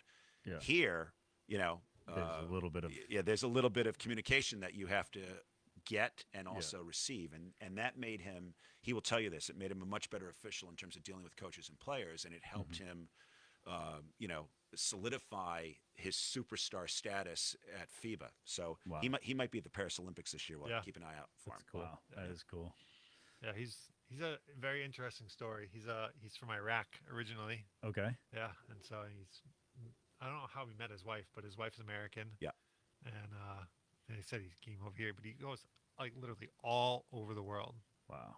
Reffing basketball. Reffing Reffing basketball. Yeah. Yeah. So you can start here and go on to do whatever you want. Yeah. If Whatever you you want to, if you want to put that much effort in and you're good at it. And Right. Yeah, we've had a few other guys that do Division One, Mhm. men's College basketball. basketball. Yep. Yeah. Um, Nice. We have Division One women's basketball. Corey on our board. Right. He worked the Division Three national championship a few years ago. That's true. Corey Pothier, and he's a local guy. He lives in Killingly. Killingly, yep. So Another great communicator, great official. He helped me immensely, and I'm sure he helped Ben too, because he does women's college. Yeah. And he helped us kind of, with the camp process, the tryout process, and then during the season, I had 3 or 4 questions. Yeah. Would call him constantly and say, "Hey, Corey, what about this?" And not it wasn't just basketball plays. Sometimes it was, "Hey, I got a conflict that's come up with the assigner. How do I handle the assigner?" And that sort of thing. He was really a mentor, and he's a great guy, local guy. And as Ben just said, he worked at Division II national championship. Yeah. Wow. So Now, if somebody's doing Division One or 1 and 2 consistently, can that be a full-time gig for them? Is that enough? I mean, there are the plenty Division of, One guys. Yeah, there Yeah. are And people gals. that do it. I would say most people in Division One still have full-time jobs. They do. Yeah. Oh, wow. Not during the basketball season. They tend to be Right. people that can kind of put their job to aside for 4 or 5 months. Oh, So wow. They might be an insurance agent, that can, Or they can or work remotely. work you know? remotely. Work So remotely. while you're Or- traveling. Yeah. Yeah. Or even Right. pick up more games on the off season. Yeah. Lower Right. levels. Yeah, some of you them know, can do that you too. know. But it's an avocation Yeah. more than a vocation for 99.9% of the people out there. The hardest part is it can go away in any minute. It's like being an athlete. Yeah. Yeah. You mess something up, you get injured. That's why Yeah. I think a lot of people don't put it as their you can't put all your eggs in one basket on this Right. stuff. Right. So Yeah. um, That makes sense yeah. for sure. the guys in the NBA, obviously that's their full time gig. But same thing with them. That can go away any minute. Yeah. Yeah. You have one If you get injured, bad and season, you whatnot. make one Yeah. YouTube Well, you see in highlight. Yep. and, you see in there you go. baseball that now they rate umpires and they tell you what their percentage of balls and strikes are at the end of the Yeah. game, and they Oh, have geez. a rating at the end of Yeah. the year, and it's that's tough. That's something to you go to a high school game locally. I think the last stat I saw was an NBA official gets between 92 and 94% of the calls and non-calls correct every game. So Oh, they're the that's high. pros. Yeah. So if I get through a game and I'm getting 85 to 90% of the calls right, now I want to get 100% right, don't get me wrong. Yeah. Right. But if I get 85 to 90% right, I'm not doing too bad. Right, If the pro is getting 92 to 94, that means out of every 10 calls, if I blow one, Right. now you don't want to do that because that means I'm going to blow 4 or 5 during a game maybe. But, so the fan that's there and just wants to, yell and scream every time an official makes a mistake. Sometimes Sports aren't really for you. well, that's I'll true. say First of all, that. you're missing the point. Yeah, That's right. yeah, you're Okay, missing it. you've gone Yeah. from becoming a fan to becoming a fanatic, Right. and that's never a good thing. Yeah. But look, there might be a reason why you blew the call. You weren't in the right angle, or you didn't have a good look at it, or something just happened so fast Yeah. that you didn't see it. Yeah. We don't like to guess on things. Right. Yeah, and there's like when we were in senior league for basketball, so that's like 6th, 7th, 8th grade. I can remember at the beginning of one game, the refs came out and said, we're not going to be officiating for this league anymore after this game. It wasn't you guys; it was the parents in the junior league that were just super mouthy. So this would be back in mid 90s, 96, 97, somewhere around there. And I remember that's kind of like, for me, that's when I started seeing all this, camaraderie around the refs for, respect the refs, respect the, most of them are volunteers, or most of them are, there on, as a passion project, not so much getting paid. And even now at our local soccer field, it says, respect the officials and, Oh yeah. and whatnot. You can't, Especially you can't. Well, like he little- knows. little kids soccer. You'll coach a game and you'll ref a game at the same time. Like with And some of the kids little- soccer, you can start reffing soccer when you're 12 years old. Yeah. right? So, Yeah, and so I just like I remember that, and then in the league ahead of that, I can't remember what it was called, but when you're in high school rec, there's a certain, I want to say masters, but I don't think it's that either. But I remember one of our guys, he was like a foot taller than this girl, and it was co-ed league or whatever, and she was going up for a layup, and he just like swatted it away without even jumping, and it was clear he did not touch her in any way. And they called a foul on him, and it was his 5th foul. He was out of the game. And the ref came right out and apologized. Did not return didn't say, oh, you can keep playing, don't take it as a foul or whatever. He just said he was sorry to everybody. And I want to say it was probably a high school kid or just a college kid or whatever. And I just remember that he was just like, I'm sorry. It just looked like he was gonna whale her, and he blew the whistle just as he hit the ball too. Yeah. Because if he Anticipated. And right, he should was have. anticipated. Patient whistle. You need a patient whistle. And there was a good idea where if he swatted a certain way, he would have like broke her nose. You know what I mean? Like he had the angle where he could have just hammered this girl, and so it was just like. Just looked scary, and he blew the whistle, and then he apologized to the whole crowd and everything. He said, "I'm sorry." I don't want So to give the it was- wrong it was impression. funny. Most Yeah. fans, especially the fans in this area, are good fans. Yeah. Yeah. And you'll walk out of a gym and they'll say, and they don't know you necessarily, but nice game tonight. You guys had a Yeah. good game, or Yeah. that sort of thing. The semifinal game this year, we had the scorer for the losing team come into our locker room afterwards and said we'd done a nice job. Nice. That's awesome. That's a great compliment at that point. But most of the fans are good fans. Yeah. They're there for the right reasons. So many people don't Yeah. want to be that guy Right. yelling at the refs or whatever. When I coach my kids basketball, I mean, you and I coached teams last year Yeah. because our kids were playing. I would always go out and thank the refs for their time and everything. And you can see they're kids. You know what I mean? It's just like, and I know I'm bad at it. Like I've tried it, and I know that I'm not going to do a better job. So there's no sense me arguing a call or anything. So, Yeah. I mean, I watch a lot of games, I'm obviously. sure.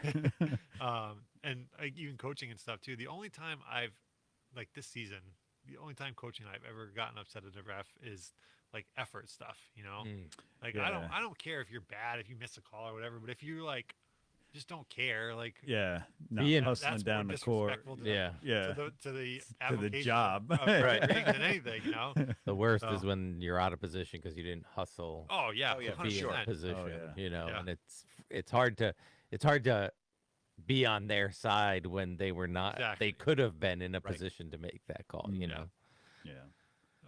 That's what I said. I'll defend any referee that I think is hustling. Like I don't care if you are wrong on the rule, like your interpretation of it, or you're just didn't see something. Like as long as you're hustling and running, like oh, and well, that's part of the work with everything experience. I'm sure somebody could have had the same conversation about you guys when you Oh, were yeah. young. Oh, It's just sure. the way it's the experience, and they got to get it. And it's I- even if your kid is Michael Jordan, he's 10. Right. You know what I mean? It's not there yet. This is And- not the NBA championship. Yeah, game. it's not there That's yet. right. It's not the 6th NBA championship game that Michael Jordan has won. Yeah. So, It's same like we talked about that experience and that growth as an official. You don't start off right. like Ref an being- NBA game. Yeah. So like that's why I think people need to give, especially at the younger levels, give the referees some grace. Yeah. They're learning just like the kids are learning. Yeah, and you're learning in front of a crowd, which Right. is always hard, Right. no matter what. It's on And the I, job I training. give them so much credit to anybody because I've seen, I've been a public speaker, and I know what it's like to be a beginner public speaker. And I also know what it's been like to be given a microphone with zero preparation. Yeah. So like it's not easy, and being an official, that's the same thing. And I think more people can definitely, like you guys said, you take a lot from it into your personal life that makes your personal life better. It's it's communication, public speaking, or acting in front of a crowd in a certain way that is it's a big skill. Yeah. So God, I can't thank you guys enough for coming out here. I know your March season is super busy, and this was another night away from the family. So thank you guys so much for coming out here tonight. Really appreciate it. Again, Ben, Wakley Builders, Sarantopoulos and Sarantopoulos for Christian if you need a lawyer. And if you want to be a referee, these guys know a great path in the way. So Yeah, it's a lot of fun. It is. It's a lot of fun for sure. Awesome, guys. Thank you so much. Thank you. And for everyone else, thank you for watching. The CWP family wants to remind everyone of our Valentine's Day season Spread the Love food drive campaign. We are still in March. It still gets cold. If you can, consider donating foods and other goods. Join us on Monday, March 25th at 6 p.m. when we interview the band Whiskey Boulevard, a young local band most of you probably have at least heard of. If not, you've heard them, and they are a great sound. We're super excited to have them on. And as always, buy local, hire local, dine local, volunteer local, and donate local. Have great days, everybody.